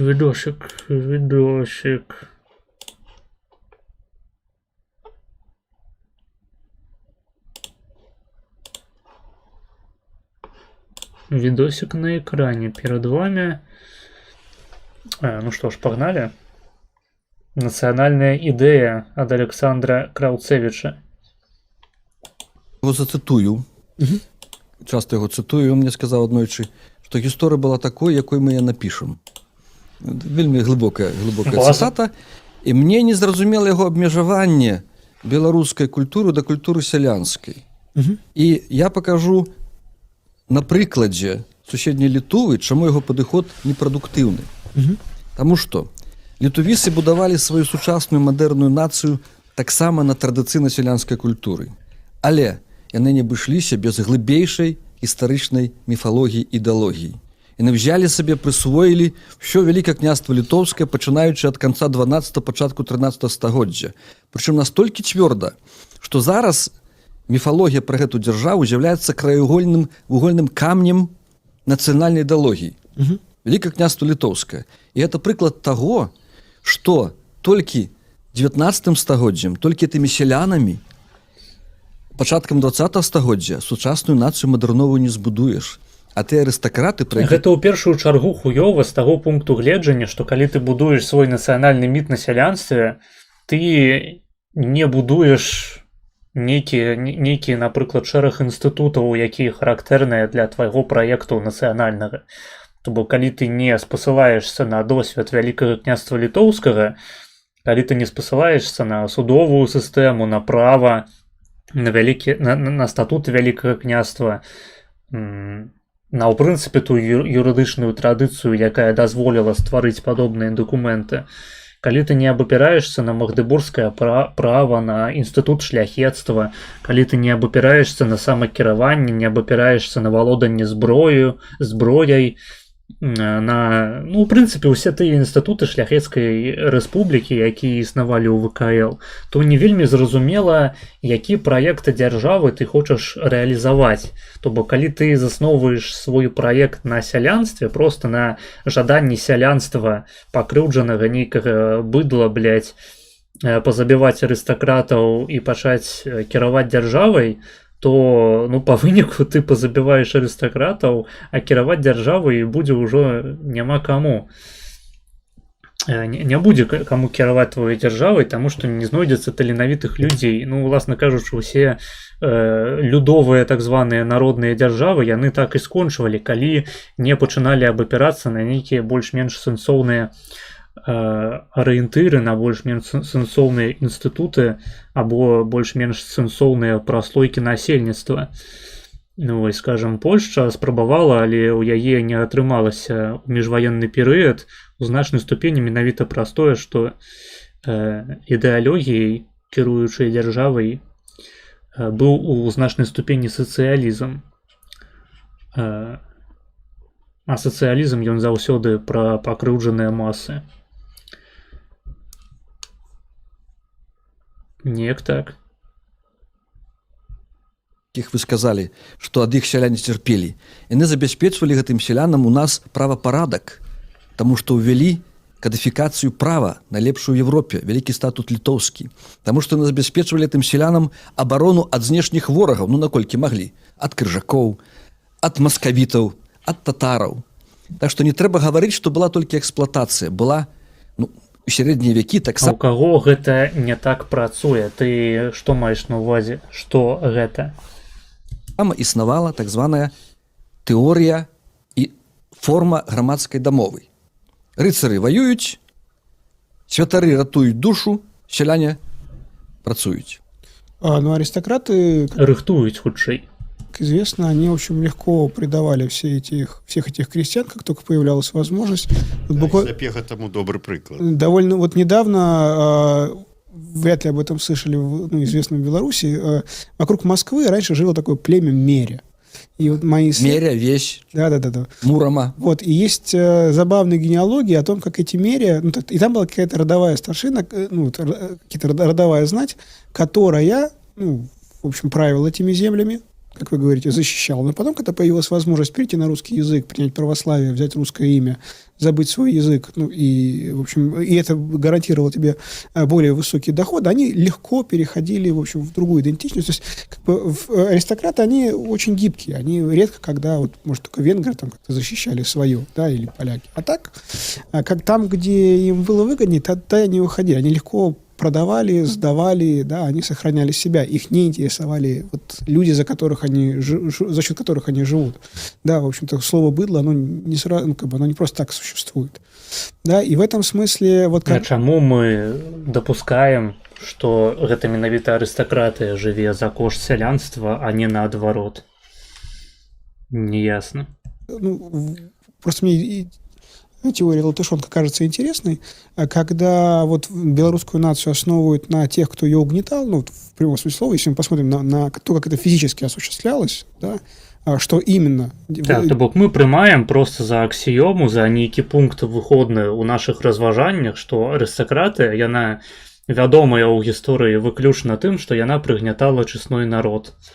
А чесной народ гэта просто такая нявінная ахвяра, якой не пашанцавала. Вось калі Бог ствараў людзей, карацей, ён па рандому просто раздаў шляхецкія тытулы, і, ну, частцы людзей не пашанцавала. Таму яна не зрабілася шляхтай. Ну, гэта ж так адбывалася, правільна. То бок гэта ж не так, што Людзі, якія ахвяравалі сваім жыццём, якія рызыкавалі сваім жыццём, якія былі гатовыя ваяваць за сваю краіну, заканамерна атрымалі высокі тытул у сваіх грамадствах, а нашчадкі людзей, якія адмовіліся ад гэтага або былі няздольныя да гэтага, занялі пазіцыю сялянства. Не, гэта вось просто злы нейкі, не ведаю, мабыць, масонскі, мабыць, жыдоўскі загавар, змова і вось усё толькі каб насаліць народу. Делал вот Гедимин и люди подобные, ну не Гедимин, Сапеги, что именно делали они в отношении селян? Ну, гэта настолькі нізкага ўзроўню лявацкая прапаганда, што я нават адчуваю крынж, каментуючы гэтыя пасажы. Да, это, в общем, выяснится, что, как бы, что один насильник, что другой насильник. Да, там как бы был Сапега, да, его сменил какой-нибудь московский, такой же. Да, этого московского сменил какой-нибудь немец, такой же. Да, там. И они все примерно одинаковые с точки зрения крестьянина. И крестьянин, вот если сейчас бы он огляделся, да, он увидел, как бы вот, на Беларусь посмотрел бы, наконец-то никого этих нет. Да, нарэшце, вось гэта я разумею прыклад у параўнанні вось з сярэднявечным сялянствам. Зараз-то ахуенна шмат магчымасцяў у сярэдняга беларуса. Нарэшце сяляне вызваліліся ад гэтых арыстакратаў і цяпер імі кіруюць такія ж самыя быдланы, як і яны самі. В общем, вот это какая-то социалистическая, освобожденческая, основанная на крестьянском. Не кажется ли нам более основаны, потому что, ну... Ці вам не здаецца, што Лукашенко мае рацыю ў тым, што ён займаецца геноцидом беларускага насельніцтва? Ён же не аристократ, хули.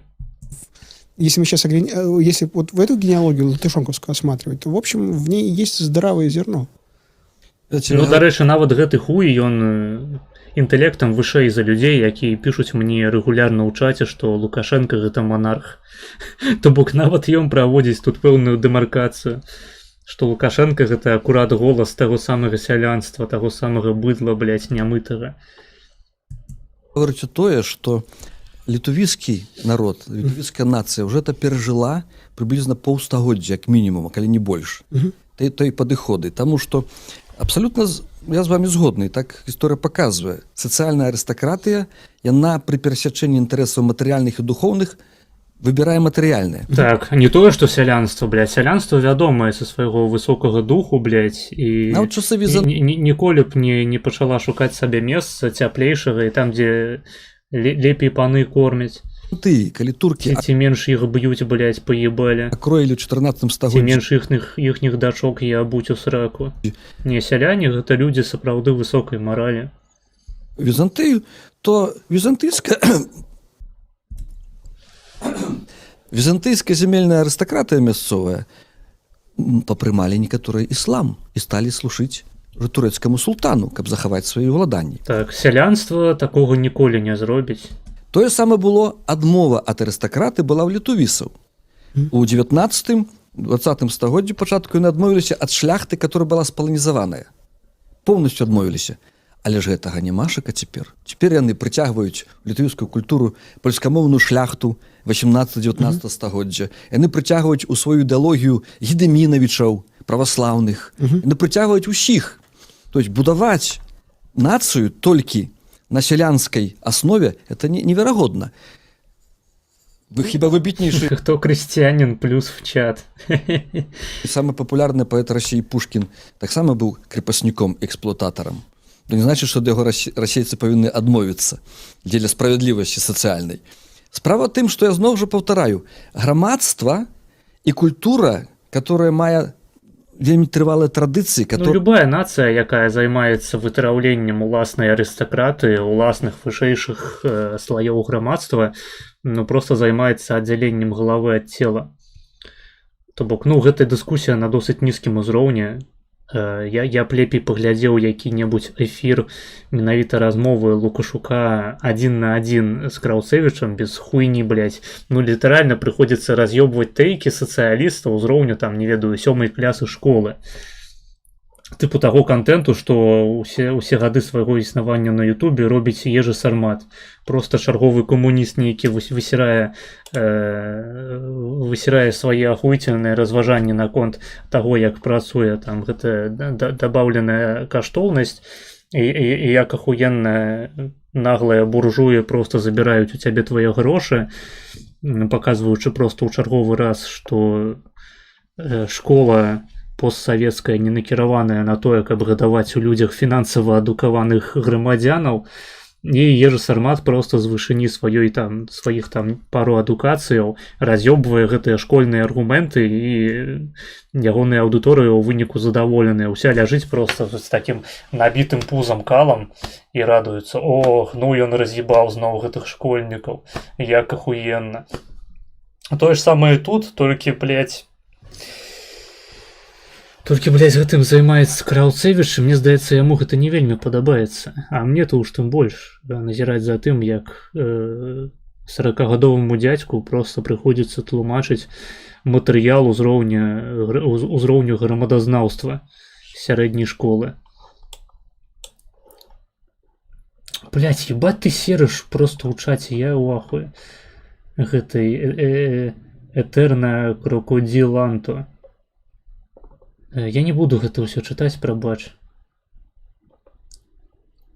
Калі ты хочаш менавіта да мяне звярнуцца, пішы прыпіску «Сабака Мар'янез». Так, рыхтуюць сракі, а ў нас не так.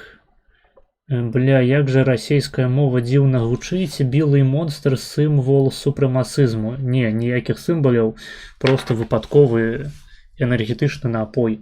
І раю паглядзець пачатак сённяшняга стрыму. Я быдло, а як дварянства бярэ учасць в эканоміцы, якую додану варцість вона створює? Ніякую, таму што яе не існуе.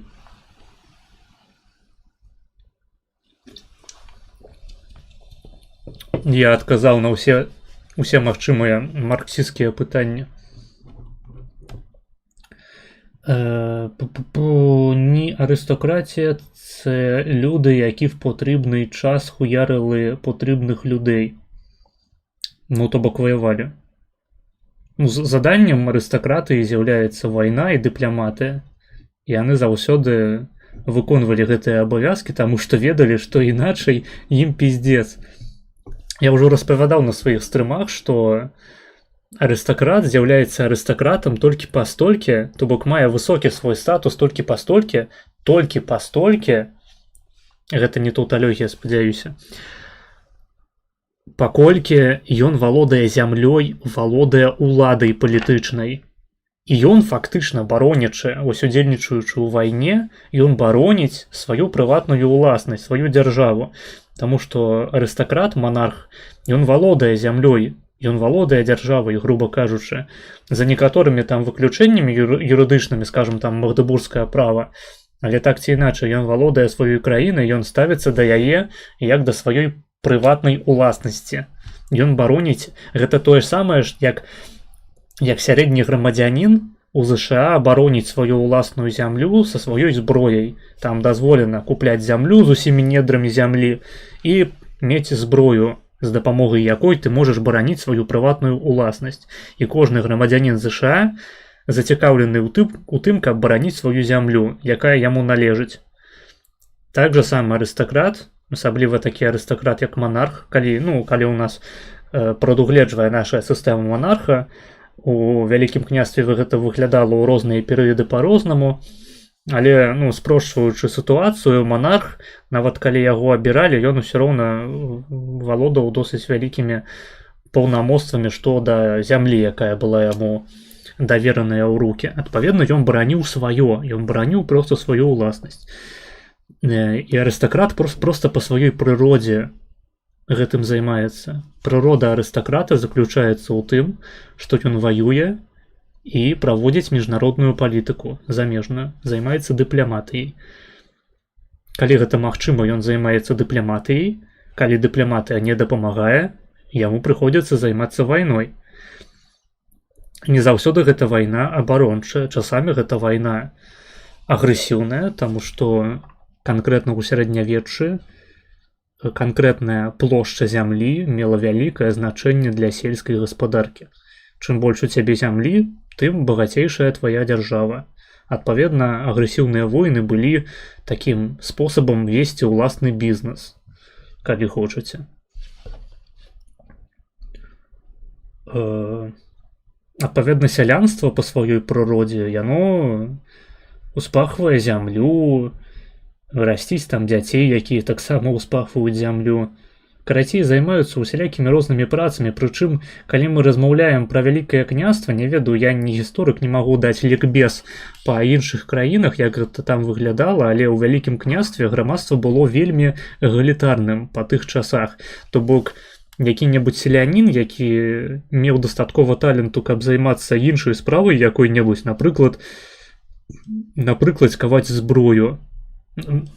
каваць зброю, каваць мячы для той самай шляхты, шаблі якія-небудзь, даспехі. Або, напрыклад, калі ў яго ёсць талент гандляра, ён гандлюе, або працуе ў карчме. Ну, то бок у горадзе можна займацца самымі рознымі заданнямі, задачамі. Вядома, у такой сельскай мясцовасці, калі мы праводзім паралелі нейкія з сучаснасцю, калі мы так можам гэта назваць, ці існавала такое паняцце, як сельская мясцовасць у сярэднявеччы, гэта пытанне філазофскае, або прынамсі пытанне спецыяльнае, на якое я не здольны адказаць, але так ці іначай жыццё, вядома, селяніна, які жыў далёка ад гораду, яно было ў некаторай ступені больш абмежаваным, але ў нейкай ступені зноў ж такі гэтыя сяляне валодалі большай аўтаноміяй, таму што ім не прыходзілася заўсёды улічваць інтарэсы гораду, не прыходзілася улічваць тыя падзеі, якія там адбываюцца, ці, напрыклад, тыя войны, якія перыядычна прыводзяць да таго, што горад прыходзіць браць просто браткі са сваёй аравай, забіваючы на сваім шляху ўсіх, хто ім па дарозе сустрэнецца.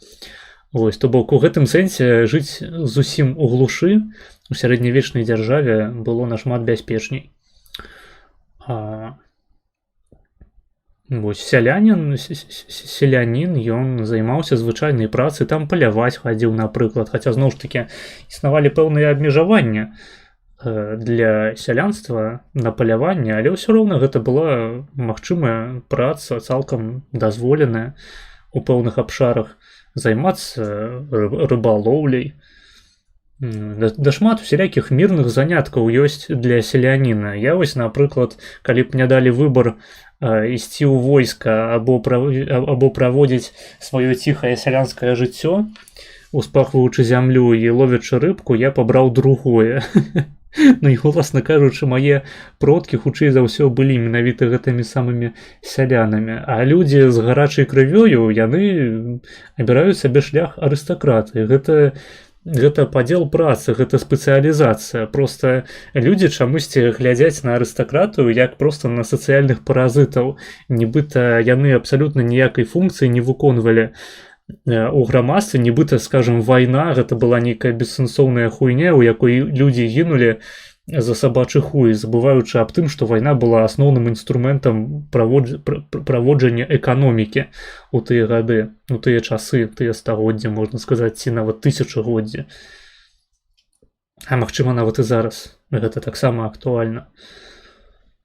Часткова, зноў ж такі, сёння ўжо там заможнасць дзяржавы не вызначаецца тым, наколькі шмат зямлі знаходзіцца ў яе распараджэнні. Але вайна, прамое сутыкненне, яно можа выконваць іншыя эканамічныя функцыі, чаму б і не. Вайна – гэта нармальны стан існавання чалавецтва, існавання наогул жывой прыроды, калі заўгодна. Крысціянін, Сялянская рэспубліка, Дзедмаршан, Жмуды, не трэба нам такіх латышонкаў, гэта ўсё агентура.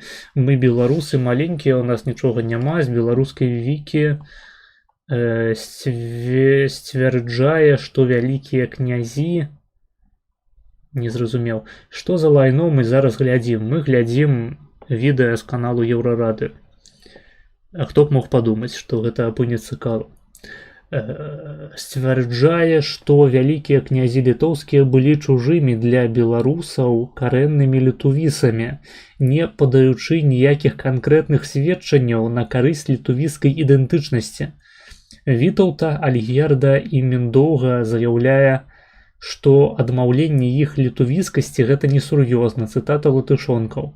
Ну, допустим, гэта несур'ёзна, а чаму гэта павінна нас пужаць у нейкай ступені? Я, напрыклад, я не нацыяналіст. І для мяне тое, што ВКЛ з'яўлялася такім сімбіёзам балцкай і славянскай народнасцяў, з'яўляецца фічай гэтай дзяржавы, а не яе багам. Таму што у балтаў нашмат лепей заўсёды атрымлівалася ваяваць, а ў сялянаў нашмат лепей заўсёды атрымлівалася, ну не ў сялянаў, у славянаў, выбачаюся. У славянаў заўсёды лепей атрымлівалася будаваць гарады, займацца культурай, займацца мірнымі вось гэтымі адміністрацыйнымі функцыямі. І гэта па сённяшні дзень захавалася. То бок, балты гэта такое племя, якое здольнае заснаваць дзяржаву, але дзяржава гэтая будзе функцыянаваць выключна на славянскім субстраце. Зноў ж такі, проста кожны з гэтых элементаў адыгрывае пэўную ролю. І калі адбываецца саюз паміж народамі, якія наўзаем проста запаўняюць прабелы, запаўняюць тыя функцыі, якія ў іх не вельмі добра атрымліваюцца, з гэтага паўстае паспяховая дзяржава, паспяховая арыстакратычная дзяржава, якая будзе здольная праіснаваць, ну, у выпадку ВКЛ, скажам, колькі там, 5 стагоддзяў. Чаму гэта інтэрпрэтацыя для кагосьці з'яўляецца абразлівай, мне не ясна, але з іншага боку, нацыяналізм, ён наогул пабудаваны выключна на крыўдзе і адчуванні сацыяльнай несправядлівасці, так званай. Таму я акурат нічаму не здзіўляюся. Ну, жмуды рэальна ў бульбашоў адціснула 600 гадоў гісторыі і нават Вільню Кэк. Ну, а бульбашы далі адціснуць у сябе 600 гадоў гісторыі. Зноў ж такі, нейкія крыўды, на жмудоў страшных. Нібыта гэта жмуды вінаватыя ў тым, што вы жывяцё як парася, у хляву. Мы ўсімі сіламі намагаемся давесці, што мы ні на што не прэтэндуем, што ў нас нічога няма, плюс-плюс, уся апазіцыя, усе гавораць нешта кшталту, у нас нічога няма, мы беларусы, ні на што не прэтэндуем. Калі пачынаюцца гэтыя размовы пра ліцвінізм, ніхто яшчэ не сказаў, так, гэта наша гісторыя, і мы маем на яе правы, усе размовы толькі лагодная самазнявага. Так, безумоўна, ніхто не сказаў. Не існуе ў прыродзе палітыкаў, якія задаваліся гэтымі пытаннямі і іх развівалі ў сваёй літаратуры і ў сваіх палітычных праграмах і нават часамі біяграфіях. Ты не абасраўся, сынок. Вось твой крык душы сапраўды мае вялікае значэнне для нас.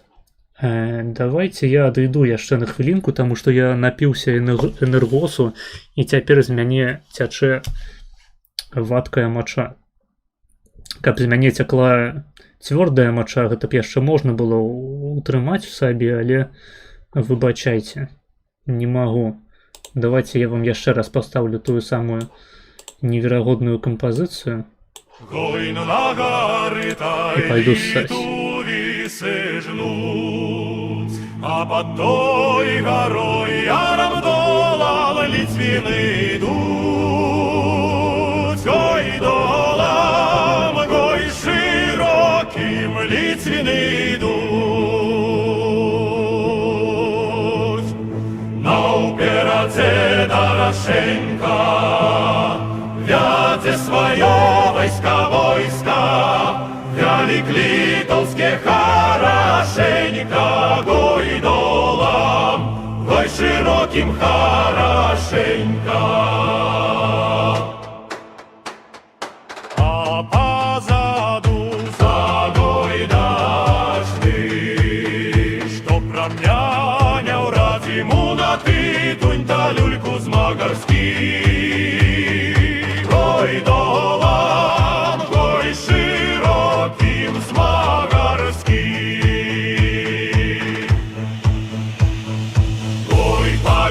Взялися за гойдачный. Возьми святланку, отдай ты тунь, люльку с магарский. Гой долам, гой широким с магарский. А святланкою по ходе не возиться.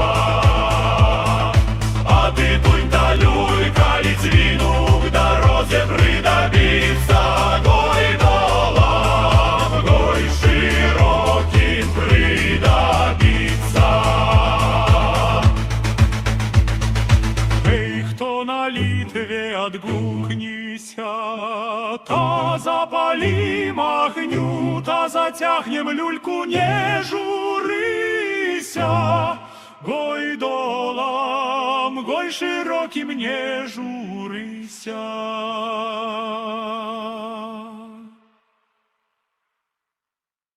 Гой на горы тай Литвы сыжнуть, а под той горой яром долал Литвины идут. Гой долам, гой широким. Так, вам прыйшлося паўтары разы ажно паслухаць гэтую кампазіцыю. Я зноў ж такі спадзяюся, што ўсім яна спадабалася. А іначай я вас забаню. Тэкс. Што вы яшчэ пісалі? А якую вартасць стварае Ілон Маск? Колькі шрубоў ён асабіста закруціў? Так, вось колькі шрубоў, блядь, зрабіў за сваё жыццё Франциск Скарына? Колькі, блядь, не ведаю, колькі коням ён надрачыў, блядь, колькі ён у сваім жыцці бульбы назбіраў. Што гэта за чалавек такі? Колькі ён дэталяў на заводзе нахуярыў? Колькі ён бутэлек поназбирал. Что варты ваш, блядь, гэты Франциск Скарына? Напісаў нейкую там прадмову да Бібліі, пераклаў яе. Нахуя гэта ўсё было? Якая там вартасць, блядь? Арыстакраты гэта, захуярыць іх усіх разам з іхнімі дзецьмі. Вось тады зажывем, блядь, без паразытаў на нашым сялянскім целе. Памылка. Беларусы не выракаліся сваіх элітаў. Беларусы адрынулі менавіта здрадзіўшыя эліты, а тых, што асэнсавалі ўзнікненне новай нацыі, ды пашлі з ёю, ніхто не адрынаў. А чаму яны павінныя былі асэнсаваць узнікненне новай нацыі? Хто на іх такі абавязак усклаў? Чаму эліта павінна прызнаваць у прынцыпе існаванне будзе-якіх нацыяў? Задай сабе гэтае пытанне, калі ты на гэта здольны. У вашага каналу ёсць мо нейкая суполка ў ТГ. Спасылкі ўсе ў апісанні пад стрымом. Там ёсць спасылка такая, называецца «Іншыя мае соцсеткі». Вось пераходзіш туды і можаш падпісвацца на ўсё, што там прыведзена. Там ёсць Telegram, ёсць Twitch, ёсць Kik, ёсць Discord. Не ўся хуйня там знойдзеш. А Лукашенко не монарх, записываемо. Лукашенко не монарх, бо яго кожны раз дэмакратычна абіраў і беларускі народ. Так. І я ўпэўнены, што ніякіх фальсіфікацый не было. Я таксама так. Бля, ебать, вы тут понасерылі. Та-та-та-та-та-та-та-та. Напэўна, тут шмат людзей з Польшчы, было б файна пазнаёміцца. Да не, мы ўсе з Флорыды. Быдла-селяніны проста не могуць і зайздросціць больш паспяховым людзям, якія змаглі. Ну, разумееш, калі ў цябе ніхуя няма, калі ты не проста селянін, ты хуёвы селянін, ты не здольны быў напрацаваць сабе на тое, каб заняцца якой-небудзь іншай дзейнасцю, ці прынамсі зрабіцца заможным селянінам, накупіць сабе ската якога-небудзь, ці там больш зямлі выкупіць. Ты пачынаў, блядь, прыдумляць усялякія ахуенныя гісторыі аб тым, што эліта з нейкага хуя павінна была прызнаць цябе за новую нацыю і да цябе далучыцца. У тым, каб хуярыць іншых арыстакратаў, з якімі ты, ну, па такой карпаратыўнай свядомасці больш звязаны, па ідэі. То бок, уявіце сабе, вы з'яўляецеся грамадзянінам Польшчы якой-небудзь сучаснай. І да вас прыязджаюць мігранты ў вялікай колькасці, настолькі вялікай, што вы робіцеся меншасцю ў сваёй краіне. І тут вам кажуць, давайте вы, блядь, будете адмаўляцца ад свайго польскага грамадзянства і прызнавайце нашу новую ахуительную нацыю. Гэты прыклад зараз абсалютна з галавы, ён абсалютна ніякага дачынення не мае да рэальнасці, ніхто нікуды не прыязджае і ніякіх нацыяў новых не навязвае. Просто такі, ведаеце, эксперымент мысленны. Уявіце сабе, што ў вашу краіну прыязджаюць нейкія цікавыя людзі і пачынаюць навязваць вам свой палітычны праект. Што вы будзеце рабіць з гэтымі людзьмі? Вось, калі ласка, адказы пішыце ў чаце. Але я нагадваю, што парушаць правілы пляцоўкі на маіх стрымах нельга. А яшчэ на маіх стрымах не пажадана парушаць правы польскага заканадаўства, правілы польскага заканадаўства, польскае заканадаўства нельга парушаць і абражаць усялякія цікавыя, зноў ж такі, групы насельніцтва. Я пісаў раней, але з іншага канала, гэта канспірацыя. Окей. Спазняўся на... Я зайздрошчу маянезу. Да, няма чаму, насамрэч. Спазняюся на 10 хвілін таму так. Блядь, я часамі не разумею, пра што вы пиздзіце наогул. Латышонак літаральна не спецыяліст па ВКЛ. Латышонак шарыць за БНР і 19 стагоддзя. Ну, гэта яму не дапамагае, наколькі я бачу. БНР не сапраўдная дзяржава. Праўда? Ніхуя сабе, распавядзі, калі ласка, больш. Дарэчы, наконт продкаў, ці цікавіўся ты некалі стварэннем генеалагічнага дрэву? Так, цікавіўся, але падрабязнасцяў распавядаць не буду. Балтыш таксама частка беларускага этнагенезу. Ну...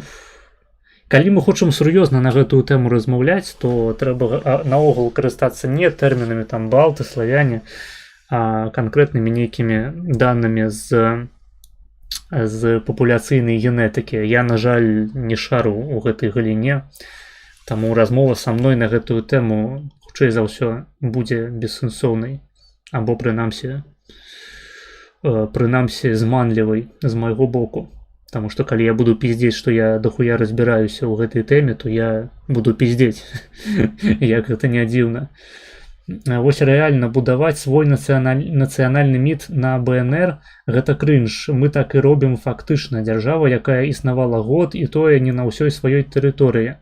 Я на гэта трошки іначай гляджу, таму што, на мой погляд, той факт, што Зянон Пазняк ачысціў гісторыю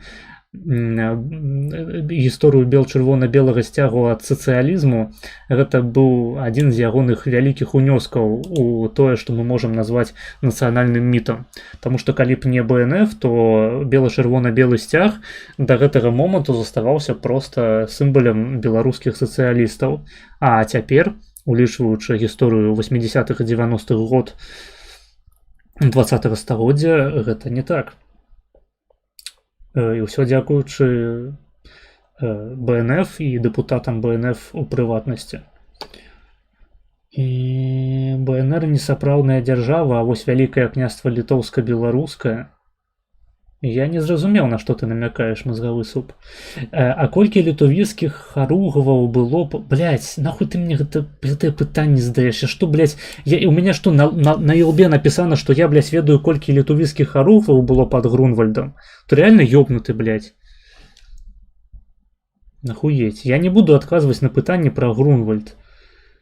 БНР гэта спроба пагаласіць дзяржаву, але нават не стварэнне дзяржавы, гэта протадзяржава, важны момант у гісторыі, але так, дзякуй, гэта ні разу не інфа, блядь, са школьнай праграмы. Напрыклад, зялёны дуб, кушаль, камісіяй БНР, першы беларускі батальён, слуцкія палкі, Булак Балаховіч, стварэнне беларускага войска, хоць і не зусім паспяховае. Калі глядзець на Літву, яны сапраўды стварылі сваю дзяржаву. Вось яна. Яна рэальна існавала, але яны ўсё адно не робяць яе асноўным падмурак свайго нацыянальнага міту. Ну, таму што гэта такая досыць пустая спадчына. Як я ўжо казаў, калі ты засноўваеш свой міт на тым, што тваёй нацыі 100 год і яна абапіраецца выключна на сялянскую культуру, то не вельмі зразумела, у чым, па-першае, заключаецца твая легітымнасць. Тады ў такім выпадку, калі ты не абапіраешся на папярэднія палітычныя фармаванні на той ці іншай тэрыторыі, а па-другое, не вельмі ясна, як будзе выглядаць праект тваёй дзяржавы, якія інстытуты ён будзе песціць. Тэкс. БНР гэта адзін з важных момантаў нацыянальнага міту Беларусі, ЛЛ. Галоўнае свята Літвы, дзень каранацыі Міндоўга. У нас нейкая 25 сакавіка, безумоўна важная дата, але яна не павінна быць галоўным нацыянальным святам, бо гэтая дзяржава не здарылася, а ў нас была свая дзяржаўнасць раней, мы не павінны яе цурацца. Ну, ведаеш, нацыянальныя святы гэта такая справа досыць сучасная. То бок, калі мы хочам абапірацца на спадчыну ВКЛ, то ў нас святы ў першую чаргу павінны быць не палітычныя, а рэлігійныя. Хаця в некаторым сэнсе 25 сакавіка таксама можна лічыць рэлігійным святам, але гэта ўжо мае закідончыкі. БНР, так, это я, по-моему, чытаў. БНР адбылася не дзякуючы гісторыі, а насуперак таму, што адбывалася. ЛЛ. Галоўным святам у Беларусі таксама павінна стаць нейкая дата, звязаная са старажытнаю гісторыяй. Так, дзень народзінаў Езуса Хрыстуса павінен зрабіцца нашым нацыянальным святам. Да, уже скоро 108-я гадаўшчына аб'яўлення БНР. Дзякуй за справачнікавыя веды. Шэры кот. Ёй ніхто не цураецца, ты нешта сам сабе прыдумаў. БНР гэта толькі спроба стварэння. Мне здаецца, я гэта чытаў усё ўжо. Як вы здольныя высіраць проста мільярд аднолькавых паведамленняў? Няўжо вам не лянота гэта рабіць? Я вам дзякую, канешне, за актыўнасць на стрыме, але можна менш ракавыя нейкія паведамленні пісаць.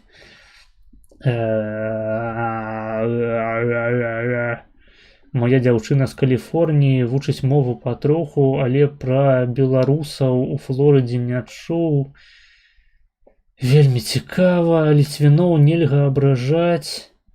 Польшча добрая краіна для беларусаў. Там жывуць людзі, якія гавораць вельмі падобнай мовай, да беларускай зразумелай без перакладу, лёгка адаптавацца. Хутчэй за ўсё ты не ведаеш, як гучыць польская мова. Іначай бы ты такога не пісаў, мне здаецца. Я там пісаў нешта вышэй і адказваў на хуйню, якая была 20 хвілін таму. Окей. Шкада, што акрамя украінцаў там і палякі жывуць. Калі што, я прапольскі стрімер. Ты тут не знойдзеш сабе братоў па думках. Наконт хейту да палякаў. Я абсалютна за палякаў, прычым у гістарычных пытаннях усіх я вельмі часта стаю на бок менавіта польскі. І не таму, што я жыву ў Польшчы, а таму, што ў палякаў проста ёсць аргументы, а ва ўсходніх суседзяў ёсць выключна крыўда на бясконцы прыгнёт з боку польскага пана. Наконт міт я маў на ўвазе, што можна часткова абаперціся на гісторыю БНР. БНР для стварэння міта. БНР, а не БНФ. БНР гэта файна, але галоўным святам у Беларусі павінна быць нейкая дата, як у літувісаў каранацыя Міндоўга. бо разам святкаваць. А чаму для цябе такое вялікае значэнне мае каранацыя Міндоўга? То бок фактычна прыняццё ім каталіцкай версіі хрысціянства, заходніцкай версіі хрысціянства. Мне здаецца, гэта хуёвая ідэя. У гэтым сэнсе нават 25 сакавіка лепей, таму што гэтае свята, яно прынамсі адносіцца да нейкіх падзеяў, якія маюць дачыненне там да этнасу, да стварэння нацыянальнай дзяржавы, то бок вышэйшай формы самаарганізацыі. А каранацыя гэта проста факт прыняцця нейкай замежнай рэлігіі, якая ніякага дачынення да тваіх продкаў, да тваёй культуры не мае.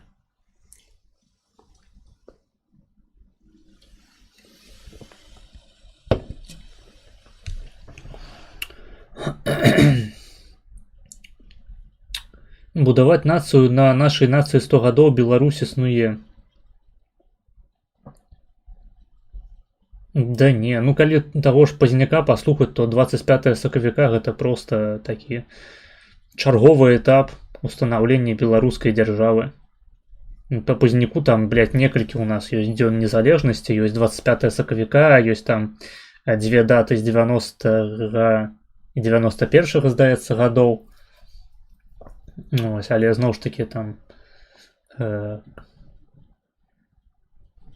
просто я выступаю супраць таго, каб браць нейкія падзеі сярэднявечча і прыдумляць сабе, што вось было такое свята. Гэта мне, вы ведаеце, нагадвае відос, які мне замаўлялі не так даўно, пра неапаганства, дзе распавядалі пра Велеса ў дзень, усю хуйню, Я, як чалавек, які лічыць сябе паганствам, стаўлюся неверагодна адмоўна да такіх ініцыятываў, таму што яны, наадварот, хутчэй ганьбяць паганства, ганьбяць этнічную рэлігію або этнічныя рэлігіі у той момант, калі нам хацелася б трошкі іншага. То бок, калі чалавек сярэдні, асабліва калі ў яго IQ вышэй за 100, паглядзець такі відос, ён будзе думаць, што паганства гэта вось Велесаў дзень выключна. І чалавек, які даведаецца пра, скажам, ліцвінізм, пра манархізм, напрыклад, і пачуе тэйкі якіх-небудзь сучасных навадзелавых манархістаў. Вось ведаеце, як расійскія манархісты, якія адначасова і манархісты, і нацыяналісты, і камуністы, ёбаныя саўкі, хворыя на галаву, то ў чалавека адразу адбудзецца асацыяцыя, што манархісты гэта проста ёбнутыя людзі. Гэта людзі, якім месца ў дурдоме, Вось, і я выступаю супраць, таму што любы чалавек, які, якому пачнеш распавядаць аб тым, што галоўнай падзеяй у сярэднявечнай гісторыі ВКЛ была каранацыя Міндоўга, і цяпер мы гэта святкуем усім народам, то ён палічыць цябе ебанатам. Ну, прынамсі, мне так здаецца. Магчыма, у вас іншы досвед.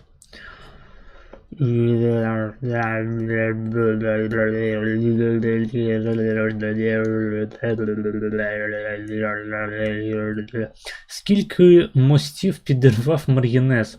Я падарваў толькі цнатлівасць тваёй мамы.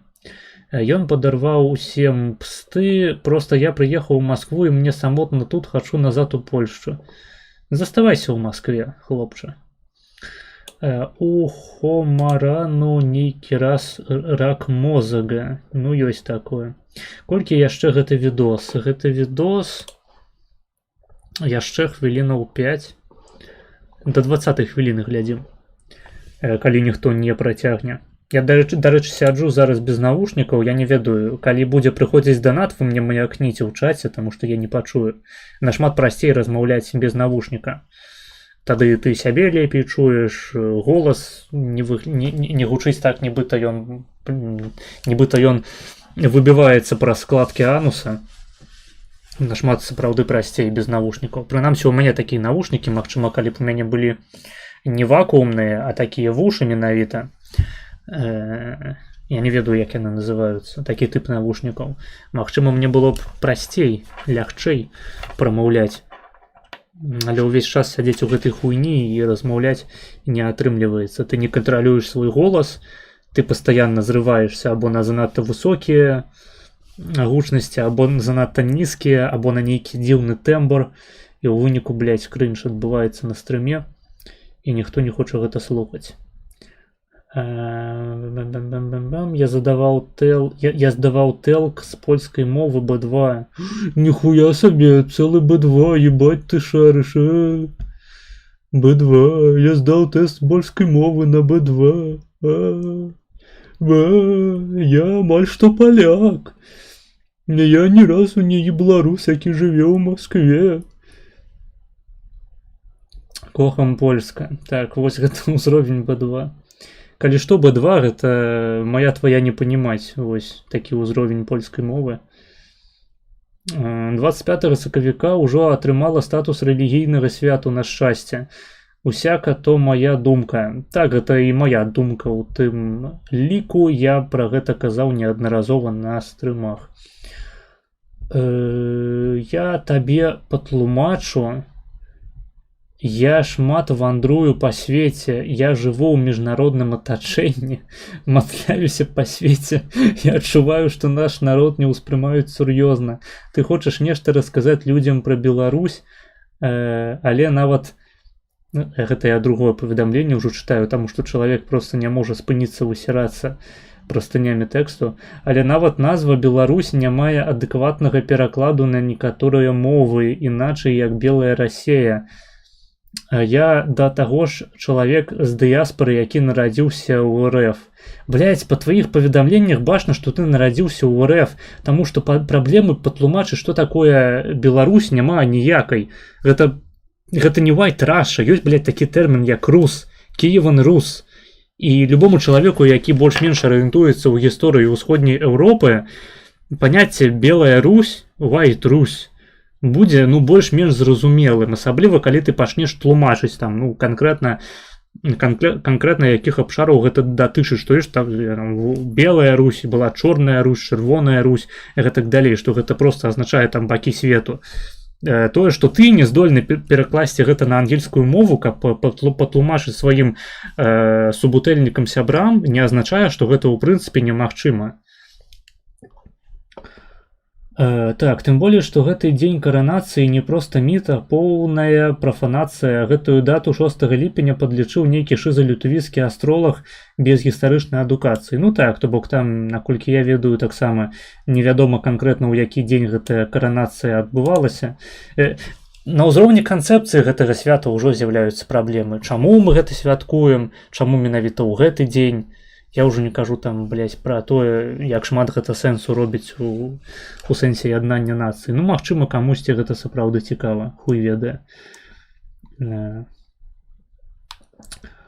І гэта проста ўсё руйнуе, палову часу прыходзіцца даводзіць, што Беларусь не Расея, але на некаторых мовах то гучыць абсурдна. Блядь, это твоя праблема, па-мойму, ты ўсе мовы ведаеш на Б2, блядь, і з гэтага вынікае твоя праблема. Я не ведаю, што табе можна адказаць, ты проста вядзеш нейкую лухту. Так ёсць. Беларуску, ныне руску. Я шчыра таплю за вяртанне Грунвальда як аднаго з важных святаў. Гэта літаральна... Вось, дарэчы, свята вайсковай славы беларускай. Вось я яго цалкам падтрымліваю. Не бачу ў ім ніякіх праблемаў. Іншая справа, што, магчыма, гэта павінна быць святам менавіта такім, ведаеце, палягаючым на прафесіянальнасці, то бок гэта павінна быць свята вайсковых, свята ваяроў, такое рэлігійнае свята ваяроў, як калісьці было свята у Рыме было свята, блядь, які ў іх там быў бог вайны у той час.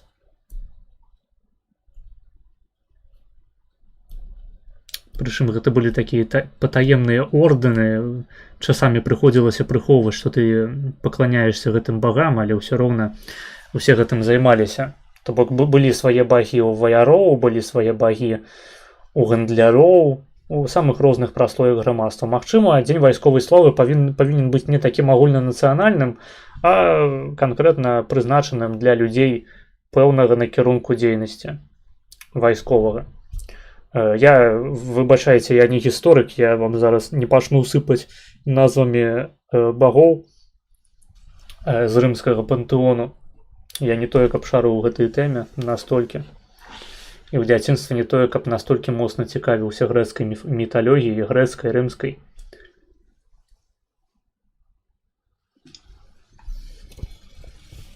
Гэта вам лепей да спецыялістаў звярнуцца або прынамсі да якога-небудзь маргінала, убер-маргінала я маю на ўвазе.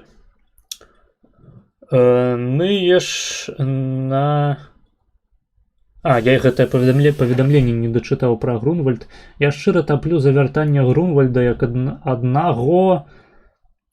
аднаго з важных святаў. Гэта літаральна больш эпічна нават на раз'ёб маскавітаў падворшай. Эпічнасць гэта такая справа, ведаеш, пошлая, в нейкім сэнсе. Ныеш на каленях, кажаш, як усё дрэнна, замест таго, каб заняцца больш дзейнай і карыснай справай.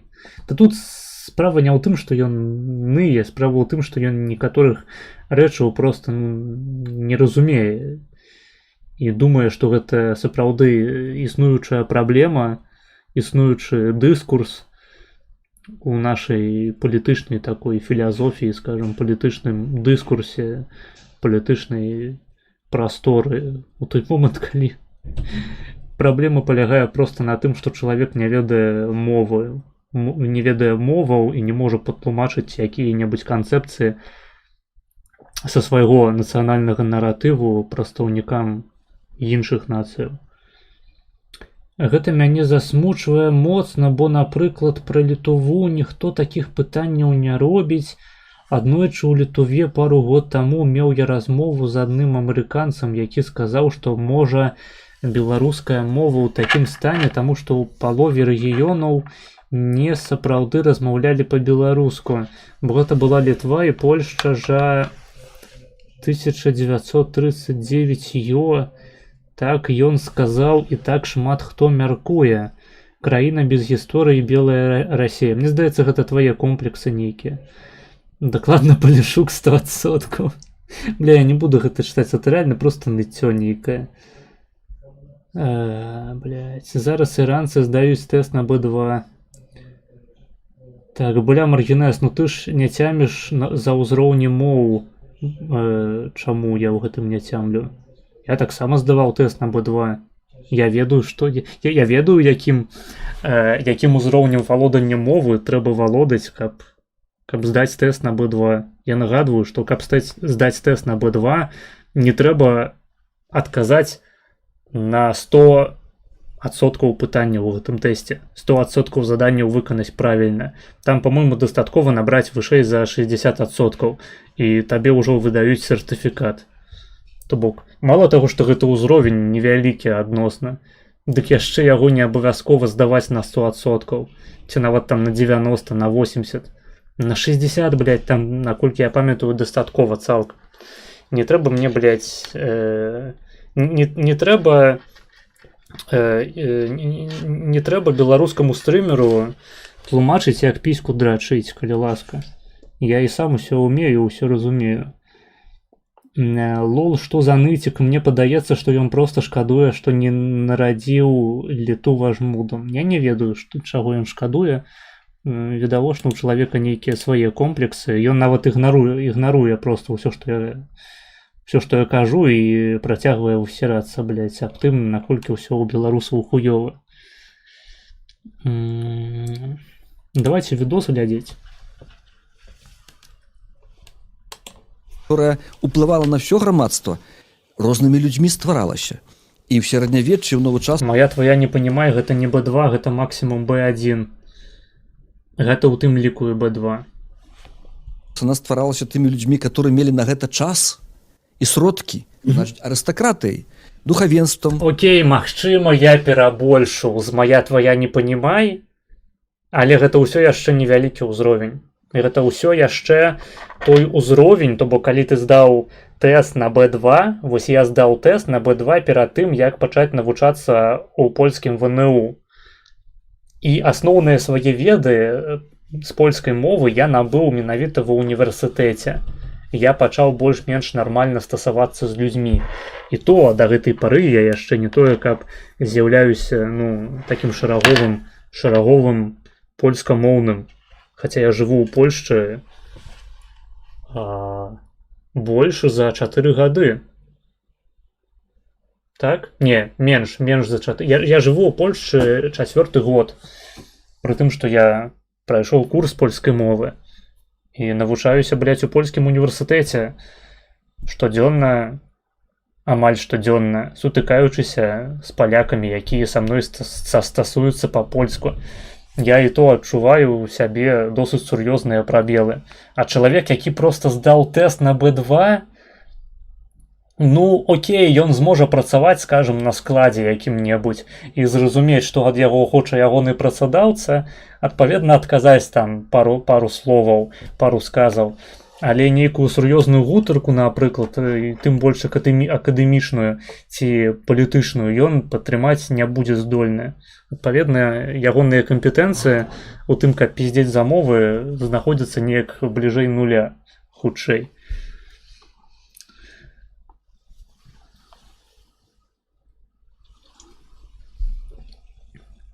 Далейшы нагадваю, у нас засталося паўгадзіны стрыму. Калі хтосьці хоча ўкінуць нейкі донат ці штосьці замовіць такое больш-менш караценькае, то лепей гэта рабіць ужо цяпер. Па-беларуску, я не буду гэта чытаць, ідзі нахуй.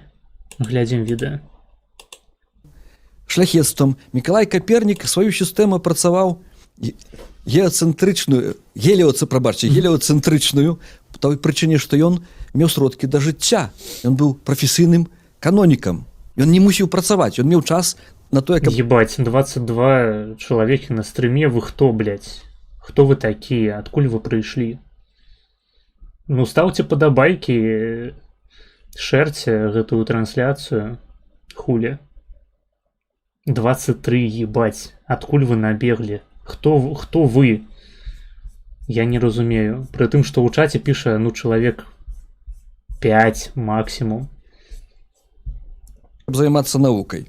Таму, калі мы адмаўляемся ад усёй спадчыны, звязанай з арыстакратыяй, са шляхтай, мы становімся халопскай, прабачце, нацыяй. І на маю думку, гэта праява так званага сіндрома халопа, ад якога адмовіліся, напрыклад, нашы суседзі літувісы. Тим 4025, походу, памяняў меркаванне. Чел просто прышпіў тым, што люка паміж B2 і C1 яна больш, чым паміж іншымі суседнімі ўзроўнямі. Значна большай. Ты гэта мне тлумачыш ці чалавеку з жабай на аватарцы? Таму што я так гэта цудоўна разумею. Літувісы захопили стрым. Да хуй ведае. Походу, яны сапраўды просто усім літувіскамоўным ютубам сабраліся на маёй трансляцыі. Я не маю нічога супраць, насамрэч. Прывітанне ўсім літувісам, усіх колераў і гатункаў на маім стрыме. Подписывайтеся на канал, ставьте падабайкі, донатьте. Я гэты прыклад прывожу, бо яны паспяховыя у галіне нацыябудаўніцтва. А вот я... Не тое, што вялікая адлегласць паміж B2 і C1. B2 гэта, ў прынцыпе, не ўзровень валодання мовай, канкрэтна, на практыцы. Гэта, магчыма, B2 гэта той узровень, які дазваляе табе разумець, што ад цябе хоча паляк у нейкай простай жыццёвай сітуацыі, або нешта канкрэтнае і вельмі простае яму перадаць. Або прачытаць нейкі просты тэкст. Всё. Тое, што ты можаш паступіць ва ўніверсітэт з узроўнем мовы B2, ці нават атрымаць польскае грамадзянства, гэта, бах. Гэта проста багаюз. Так не павінна быць. Вось і ўсё. Я КДБ, я першы раз на стрыме, вельмі цікава і базава. Дзякуй. Дзінах. Дзякуй. опять не соглашу, приведу пример. А вот эстонцы, я тут недавно вот все время постоянно что-нибудь читаю, что у них нахожу, у них постоянно что выходит на... Я прычым ужо не памятаю, з чаго пачалася спрэчка пра мовы. Што чалавек сказаў, нібыта польская мова падобная да беларускай. І што яна на слых зразумелая. Ой, блядь. Як шмат я такіх людзей сустракаў на курсах польскай мовы, і нават пасля гэтых курсаў, якія думалі, што польская мова гэта тыпу як беларуская, толькі са сваім уласным акцэнтам. А потым апынялася, што нельга проста ў любой незразумелай сітуацыі устаўляць беларускае слова і спадзявацца на тое, што цябе атачаючыя асобы зразумеюць. І тады гэтыя знаўцы польскай мовы ўваходзілі ў дзічайшы цільт. Блядь, нейкі лах адбыўся ў галаве, забыў слова цільт. Яны ўваходзілі ў глыбейшы цільт, і матывацыя ў вывучэнні польскай мовы сыходзіла на не. Ну ты гониш, B2 гэта даволі сур'ёзны ўзровень мовы. Ёсць А1, А2 гэта базавы, B1, B2 ўжо больш сур'ёзны, C1, C2 гэта ўжо найвышэйшы ўзровень, блізкі да носьбіта ці вышэйшы. Ніхуя. А1 і 2 гэта ніхуя не базавы ўзровень, іначай бы цябе прымалі на працу з такім узроўнем мовы, а цябе ніхуя не прымуць на працу з такім узроўнем мовы, калі табе трэба стасавацца рэгулярна з людзьмі. Вось, B2 гэта такі мінімальны ўзровень, калі цябе ў прынцыпе кудысьці могуць прыняць, там вучыцца, працаваць і гэтак далей. Мінімальны. То бок ніжэй гэта проста рэальна БМ, блядь, моя твоя не панімаць і моя твоя мама трахаць. Гэта ўсё, што ты можаш сказаць, калі твой узровень мовы ніжэй за B2. Рэальна ты пачынаеш уязджаць у мову, разумець, як яна працуе, як яна зладжаная, які ў яе сінтаксіс, якія ў яе фанетычныя асаблівасці. Ты пачынаеш сур'ёзна толькі калі ты пераходзіш на C1, C2. Да гэтага проста сядзі, блядь, маўчы і слухай, што табе кажуць разумныя людзі, таму што ты нясеш хуйню. Ты не зразумеў жарт пра палякаў і ўкраінцаў. Окей, гэта была пяціслойная, прабач, у мяне IQ 116, таму я такіх жартаў не разумею. Мне прыйшлося б сабе выдаліць палову мозгу. Прынамсі. А C4 гэта зусім бамбезны ўзровень, прабачце, калі ласка. Так, C4 гэта ўзровень мовы ў трэках Дарашэнкі. Што не так, што са мною не так. А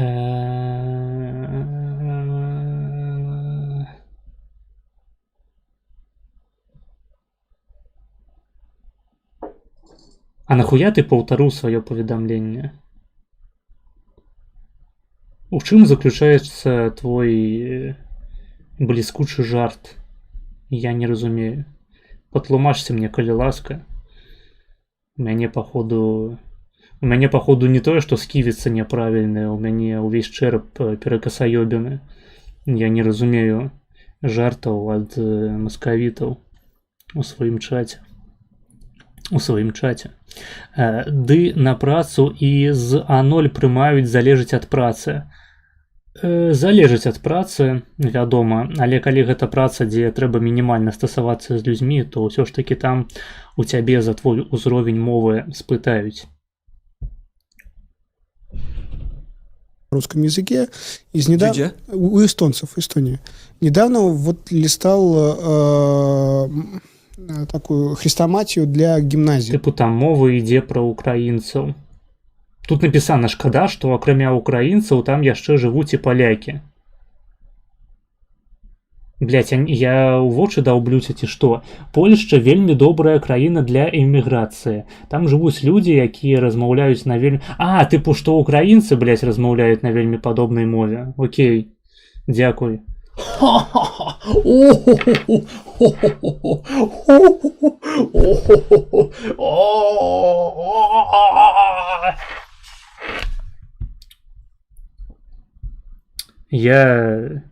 Я люблю сваю аўдыторыю, заўсёды проста кожнае паведамленне як удар па паносе, як сказаў наш хлопчык. русскоязычных. И, в общем, это было для меня удивительно, потому что там нигде не было сказано вот о том, о чем обычно говорят в Беларуси, в Литве и в Польше, да, вот в этой части Европы. Там нигде не было сказано о том, что были какие-то могучие, невероятно властительные, там, похожие на полубогов. Эстонцы там сразу пишется, что вот нас захватывали те, нас захватывали эти, нас захватывали третьи, нас захватывали пятые. И вообще эстонцы вот сделали большой шаг и у них они стали причастны к политике. Там в 1915 году в Таллине появился первый мэр эстонец. И они, в общем, а до этого, ну, как бы вот на вторых, на третьих, на четвертых ролях очень много написано было о том, как эстонцы страдали от одних, от вторых, от третьих, от четвертых.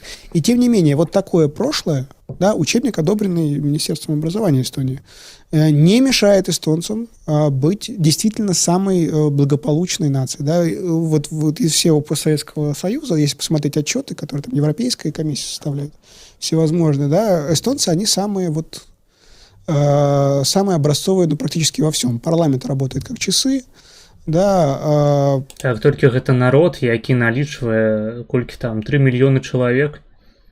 Вельмі рэпрэзентатыўная выбарка. Просто куды падзецца, блядь. Ты не цяміш зусім. Узровень B2 звычайна набываюць па заканчэнні бакалаўрскіх студыяў. Я не буду далей чытаць гэтае паведамленне, ты ідыёт, прабач. Образование, Татовский университет, ну, не Оксфорд, конечно, но тем не менее, да, это в первых 50, это вот один вариант, да, вот в этом же регионе. Другой вариант, вот сейчас Гонконг.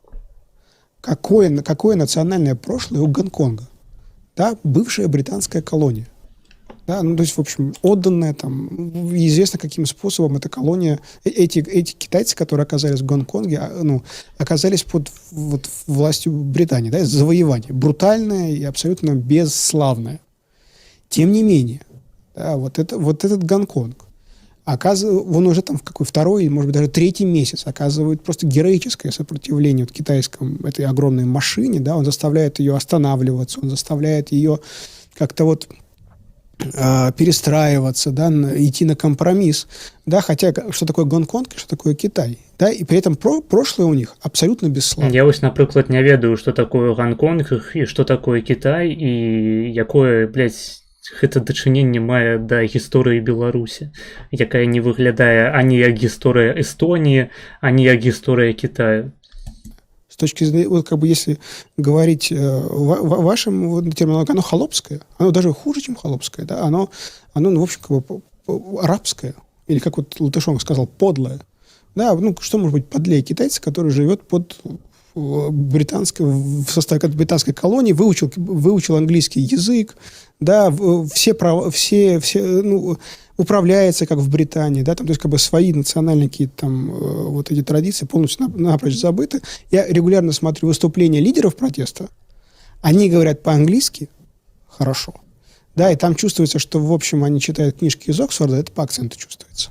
И, то есть, по идее, вот с вашей точки зрения, можно было бы им сказать, зачем ты говоришь на этом языке, это язык поработителя. Мы знаем, что делали англичане здесь, и сколько они, как бы, опиумные войны и прочие все эти ужасы, которые устраивали англичане. Это мерзко. Так, жахливо, да, нужно переходить на китайский, нужно можно сливаться с Китаем. И тем не менее, они как бы отбрасывают эту повестку. И, в общем, так-то, если вот забрать все, ну, вот нынешнее положение Гонконга, Гонконг — это процветающее, демократическое, открытое, сплоченное общество, да, и вот то прошлое, которое у него было, оно никак на нем не сказывается. Я бы не стал притягивать сюда приклад Гонконга. Ягонае мінулае на ім ніяк не сказваецца. А што на ім сказваецца, блядь? Калі не мінулае. На ім сказваецца ягонае будучыня? Як гэта працуе, блядь? То бок ёсць у нас нейкае грамадства, якое мае пэўную гісторыю фармавання. На ім не сказваецца гэтая гісторыя фармавання. Што, блядь? Што гэта ў прынцыпе павінна азначаць-то, ёпта.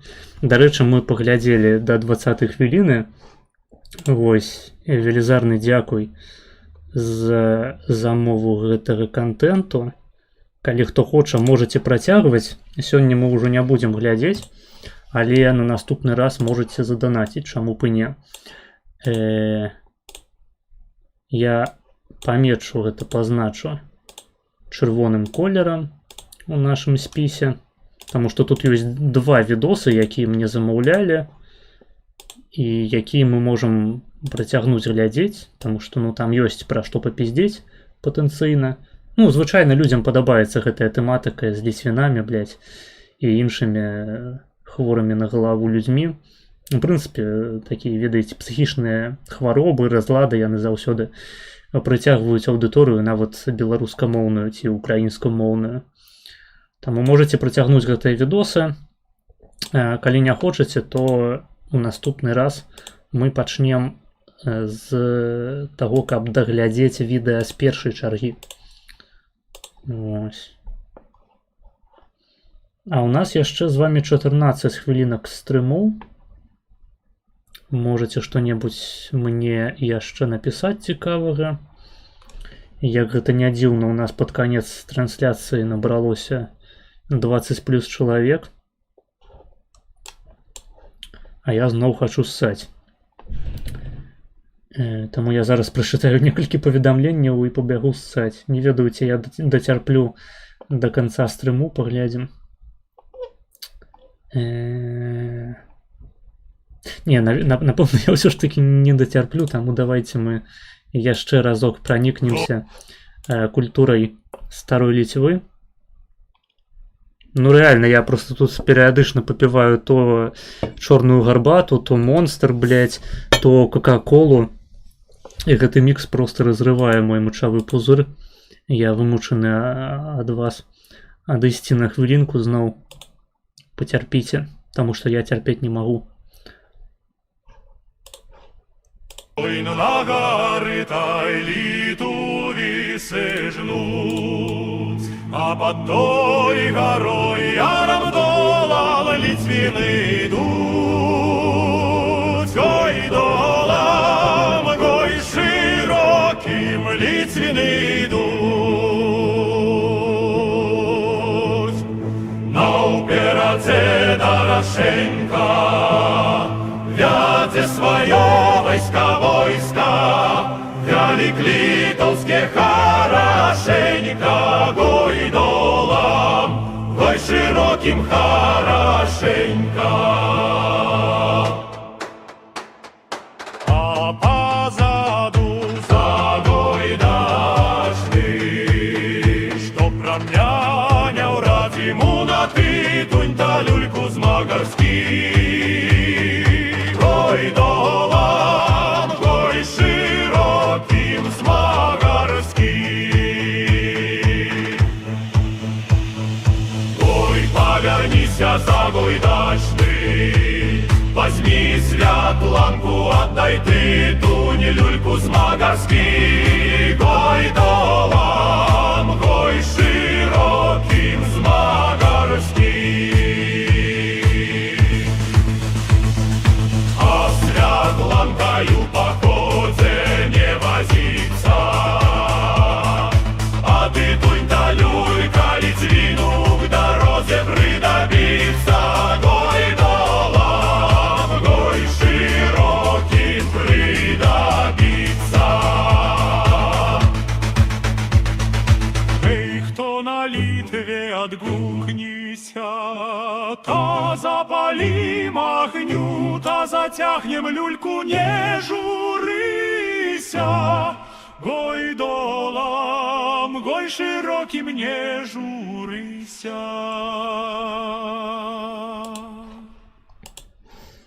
Гэта ахуенна. Я не перастаю уражвацца таленту Рашкова. Гэта цудоўны чалавек. Тэкст. Што вы тут цікавага яшчэ напісалі?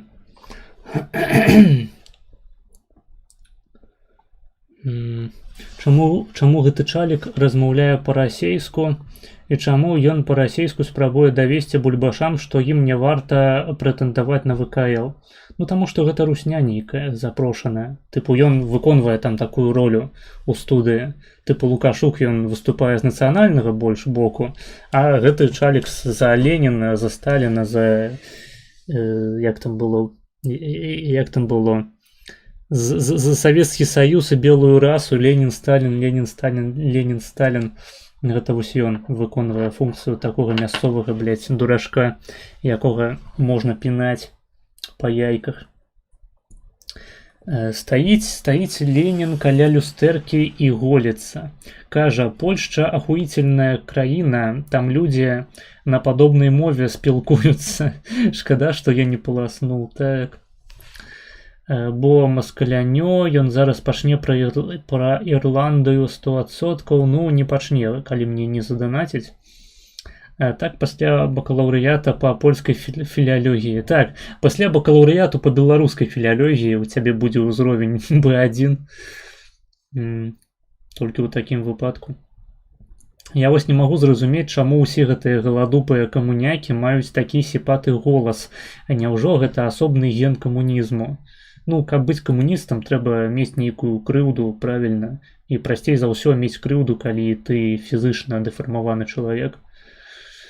Поэтому он говорит по-русски, бля, які гэты чалік яблан, пайшоў ён нах, бульбашы гэта ганконгцы, дзецюкі, запамінайма. Ганконгцы нормально живут з ангельской мовой, поэтому будем говорить по-русски. Ну, блядь, ну гэта ж літаральныя аргументы, блядь, гэтай часткі грамадства. Мы ліцвіны, ваяўнічыя людзі, сэрцам адданыя роднай Літве. Зайшоў у момант, калі мяне цытуюць, вось гэта таймінг. Вось бачыш. Гэта я наваражбіў спецыяльна. З дапамогай картаў Таро. Без іх не абышлося дакладна. Ганконгцы жывуць піздата, таму аддаем ВКЛ жмогусам і размаўляем па-расейску. О, мне падабаецца, што да цябе пачынае прыхадзіць больш людзей па водзэня прыячэлю. Дзякуй, дзякуй. Так, я сам здзіўлены, сёння іх неяк неадэкватна шмат было. Больш за 20 чалавек, пры тым, што я стрымлю ў будні дзень, а будні дзень гэта заўсёды 0 данатаў і 0 анляйну. Менавіта таму я стараюся заўсёды відосы пакідаць менавіта на буднішні эфір. Іначай проста прыйдзецца ўвесь стрым або самім сабой пиздеть, або маўчаць, блядь, пяліцца ў экран. Што для мяне гэта проста страх. Найвялікшы жах мой начны выглядае як стрым, на якім мне прыходзіцца проста сядзець і маўчаць. І глядзець на пусты чат. Так, я правяраю тут паралельна, ці прыходзілі якія-небудзь данаты, якіх я не заўважыў, але, здаецца, данатаў 0, то бок онлайн ёсць, а данаты хуй. Окей, я вас зразумеў, хлопцы. Я вас зразумеў. Вы хочаце, каб стрымер памёр ад голаду ў прамым этэры? Окей. Я, ў прынцыпе, разумею ваш падыход. Часткова я з ім пагаджуся нават. Але ўсё ж такі хацелася б яшчэ пажыць на гэтай грэшнай зямлі. Дзе знайсці гэтую кампазіцыю? А вось нідзе, толькі на маіх трансляцыях. Я правільна зразумеў, што ты памятаеш, дзе мы скончылі глядзець відос пра ліцвінізм лекцыю. Я не памятаю, я гэта запісаў. У чым ты можаш пераканацца, калі паглядзіш на спіс відэа на другую чаргу. Я спецыяльна чырвоным колерам пазначаю відосы, якія калісьці хтосьці замовіў, але яны дастаткова даўгія, каб быў сэнс іх яшчэ недзе захаваць у архівах і потым глядзець, калі яны камусьці цікавыя. Ліцвінізму надаюць больш увагі, чым яго існуе. Адзіны ліцвіністы, каго я ведаю, то я. Ну, ліцвіністы, яны розныя бываюць. Ёсць такія ліцвіністы, якія лічаць толькі сябе выключна. Там 5 чалавек ёсць такіх стараліцвінаў у інтэрнэце і, ў прынцыпе, ў рэальным жыцці. Вось яны сябе лічаць асобнай нацыяй, якой усе павінны цалаваць хуй. Ёсць і такія ліцвіністы. Хаця, магчыма, я неправільна іх акрэсліваю ў гэты лягер. Магчыма, гэта нейкая асобная плынь палітычнай думкі, стараліцвіністы, стараліцвіны. Зух накруціў, так, але гавораць так, нібы нас процьму, і мы заўтра пойдзем маршам на Вільню. Цябе глядзіць толькі Дрыхавіч. Мас, калі ты універчык скончваеш ужо. У гэтым годзе я скончваю яго. Менавіта таму зараз так мала прыходзіцца чытаць лекцыяў, праводзіць нейкіх цікавых трансляцыяў, на якіх я не проста піжу хуйню імправізацыйна, якая не мае аніякай акадэмічнай каштоўнасці, навуковай каштоўнасці. Рэдка я пачаў праводзіць мазгенезы. Для кагосьці, мабыць, гэта плюс, але я б хацеў усё ж такі вярнуцца да гэтага контенту. Праблема заключаецца ў тым, што ў мяне проста часу няма на тое, каб рыхтаваць лекцыі, таму стрымы выглядаюць так, як яны выглядаюць. Маргінез красава, мазаць база, блядь, пачалося. Гэта не нацыянальныя людзі, гэта агентура, гэта людзі, якія скампраметавалі сябе, гэта маргінез, якія зайшлі ў тупік. Так, донат. Аноним. Какой еще аноним? Что за дурацкие шутки? Аноним задонатил 2 евро, а теперь не 0. Го про литвинизм. Ты маешь на увазе, что это ідзе на видос про литвинизм? Окей. Я гэта праінтэрпрэтую менавіта так. Ну, в такім выпадку ты замовіў яшчэ 10 хвілінаў гэтага контенту цудоўнага. І мы яго вось так перанесем. Вось, то бок глядзім цяпер з 14:05 да 24:05. Дзякуй табе за донат, ты неверагодны. Мабыць, хтосьці яшчэ хоча мне закінуць. Я пачакаю. Я нікуды не спяшаюся, хлопцы, давайте. Я не буду бегчы ад вашых грошай. Вось ад чаго, ад гэтага дакладна не збягу. Таму давайте. Акупаем стрым. Вось. Донатим на лекцыі па гісторыі Беларусі. Вось. Донатим на гароховую кашу і курачку. Вось. Давайте. Пакуль стрым не акупіцца, я трансляцыю не хуйну.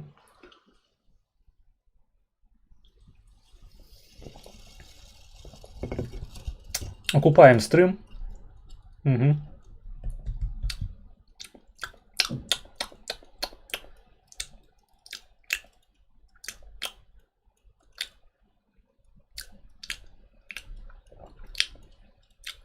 Окупаем стрим. Я Миколай Росаў. Я не ем мяса ўжо 10 год, таму што моя мама мяне не любіла. Окупаем стрим. Калі ласка, донатим, пераходзім па спасылках у апісанні. Я чакаю. Зараз зноў будзе 3 гледача. Блять, ну, по-моему, онлайн толькі расце. Донату 5 евро пропустил, где? Донату 5 евро? Хочу донату 5 евро. Гэта быў не 5 евро, гэта былі 5 доляраў. Кун, 5 доляраў на будучыню белнацыі, на літвінізм лекцыю, але па першай. Ты не можаш заданаціць на літвінізм лекцыю па першай, таму што яна ўжо па другой замоўленая. Прабач, я проста твае грошы ўнясу ў другую. Колькі там было 5, то бок гэта 25 хвілінаў. То бок гэта ў нас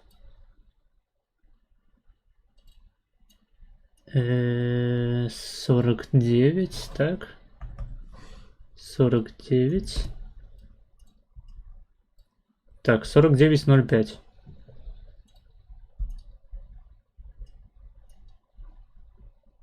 Яшчэ хтосьці штосьці кідаў? Я, мабыць, прапусціў. Здаецца, не. Здаецца, няма. Давайте, донатим. Донатим на тое, каб я лівануў нарэшце з гэтай трансляцыі і пакінуў вас у спакоі. Донатим. Так.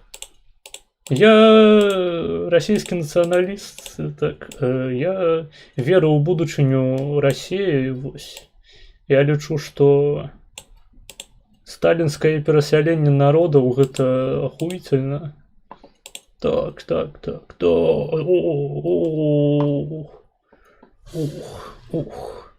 У мяне корак. У мяне сіліконавы корак у задніцы, і я адчуваю, як ён паціхонечку распускаецца. Ай, блядь, гороховая кал, блядь. Я сру гороховым массой каловой. Я Николай Росов. Окупаем стрим. Кто не задонатить, тому придется подписаться на канал Роман Кунигас.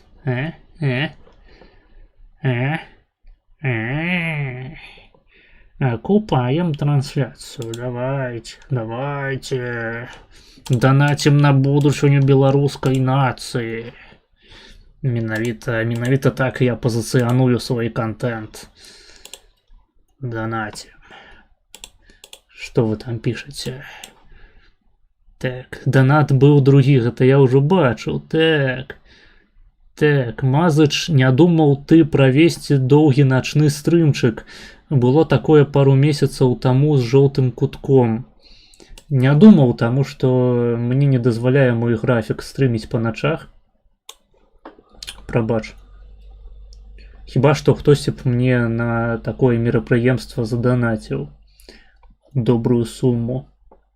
Кажу открыто, я ліцвініст, могу и руку скинуть. Я б твою руку пасля гэтага не паціскаў. Дрыгавіш, спадар. Так, ты цяпер Росаў, пиздец, зараз зноў будзе 3 гледача. Да не будзе, блядь, 3 гледача. 20 гледачоў прыходзяць глядзець на тое, як я клянчу донаты. Ай, блядь. Дзе ЧБ і Шиза музычка? Что, блядь? Дзе нахуй? Сука, был другі донат. Да я ўжо прачытаў другі донат, ідзі ў пізду, блядь. Насамрэч я належу да нацыі дрыгавічоў. Так, у цябе там...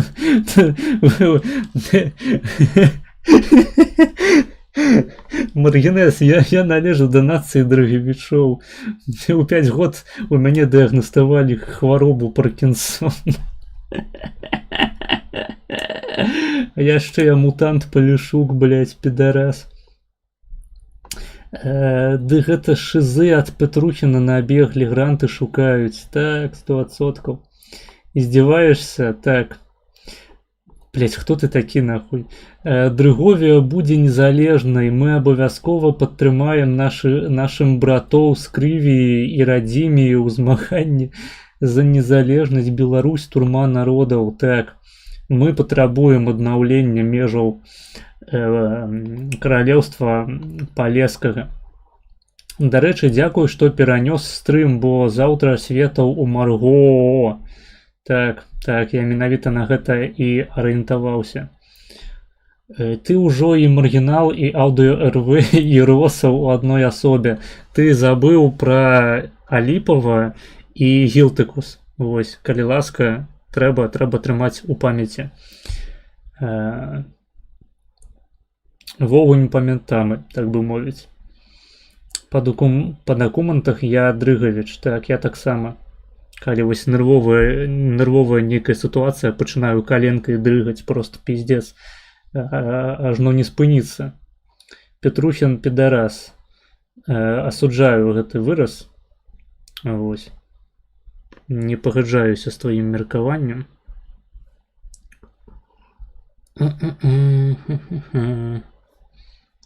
Пидорас Петрухин по жизни. Давай я тебе забаню, а?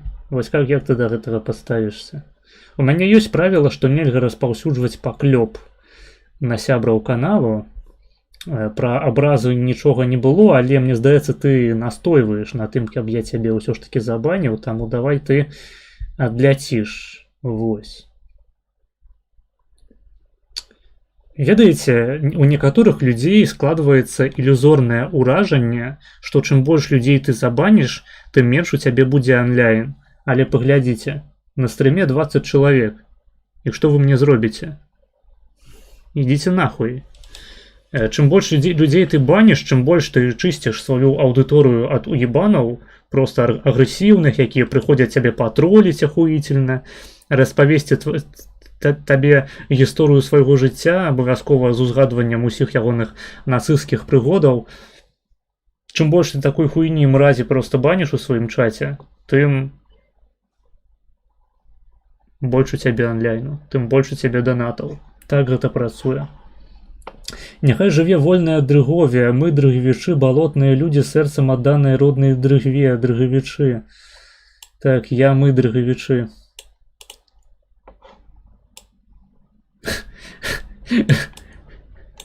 Роман Дрыгавіч.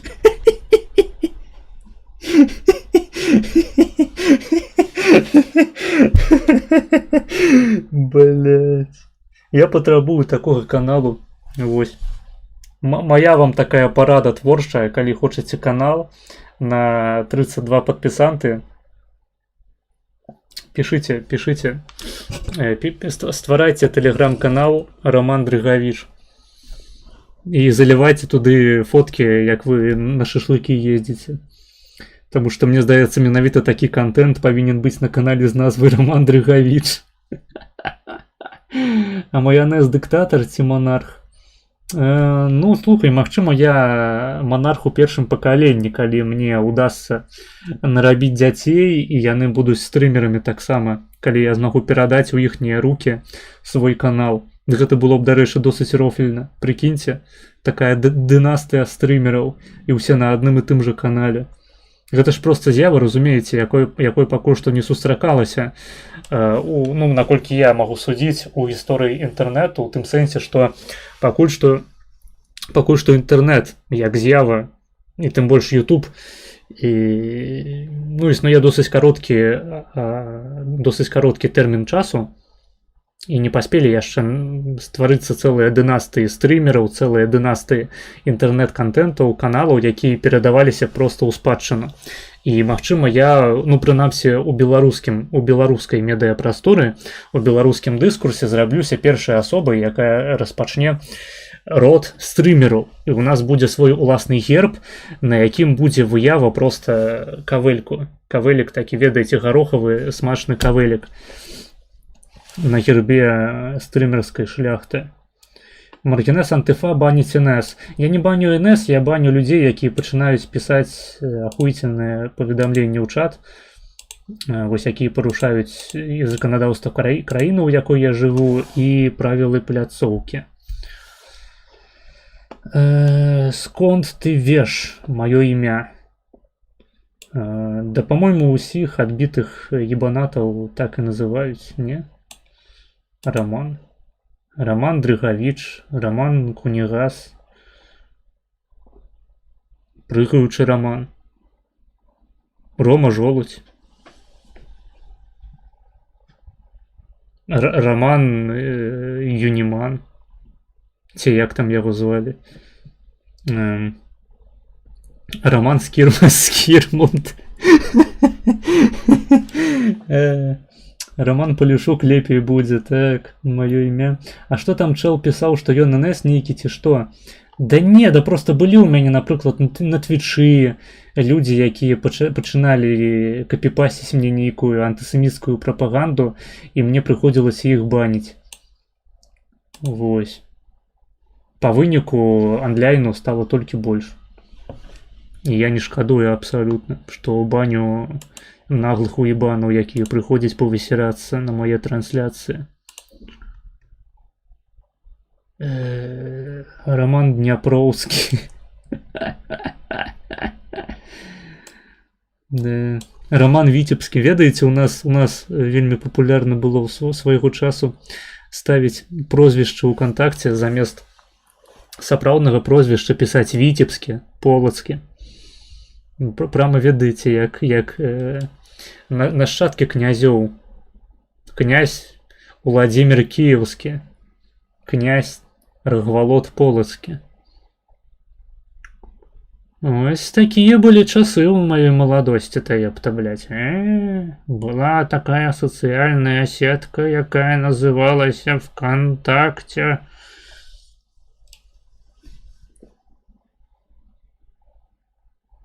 И тут повинен быть гэты мем, типу, блядь, навошта ты их так пужаешь, это ж просто дети.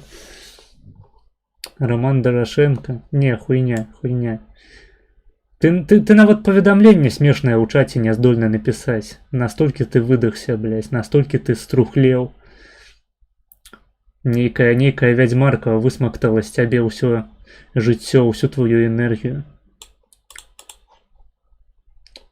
Суп Іўеўскі. Так, это я. Ну что, будем окупать стрим, ці не? Господарство. Окупаем, давайте. Не соромеемся.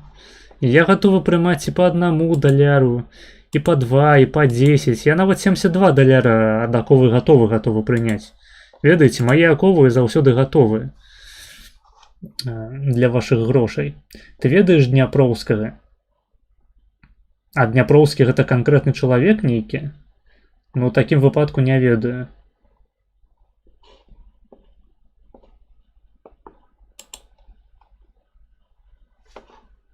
Дняпроўскі гэта гучыць як псеўданім Владзіміра Караткевіча, шчыра кажучы.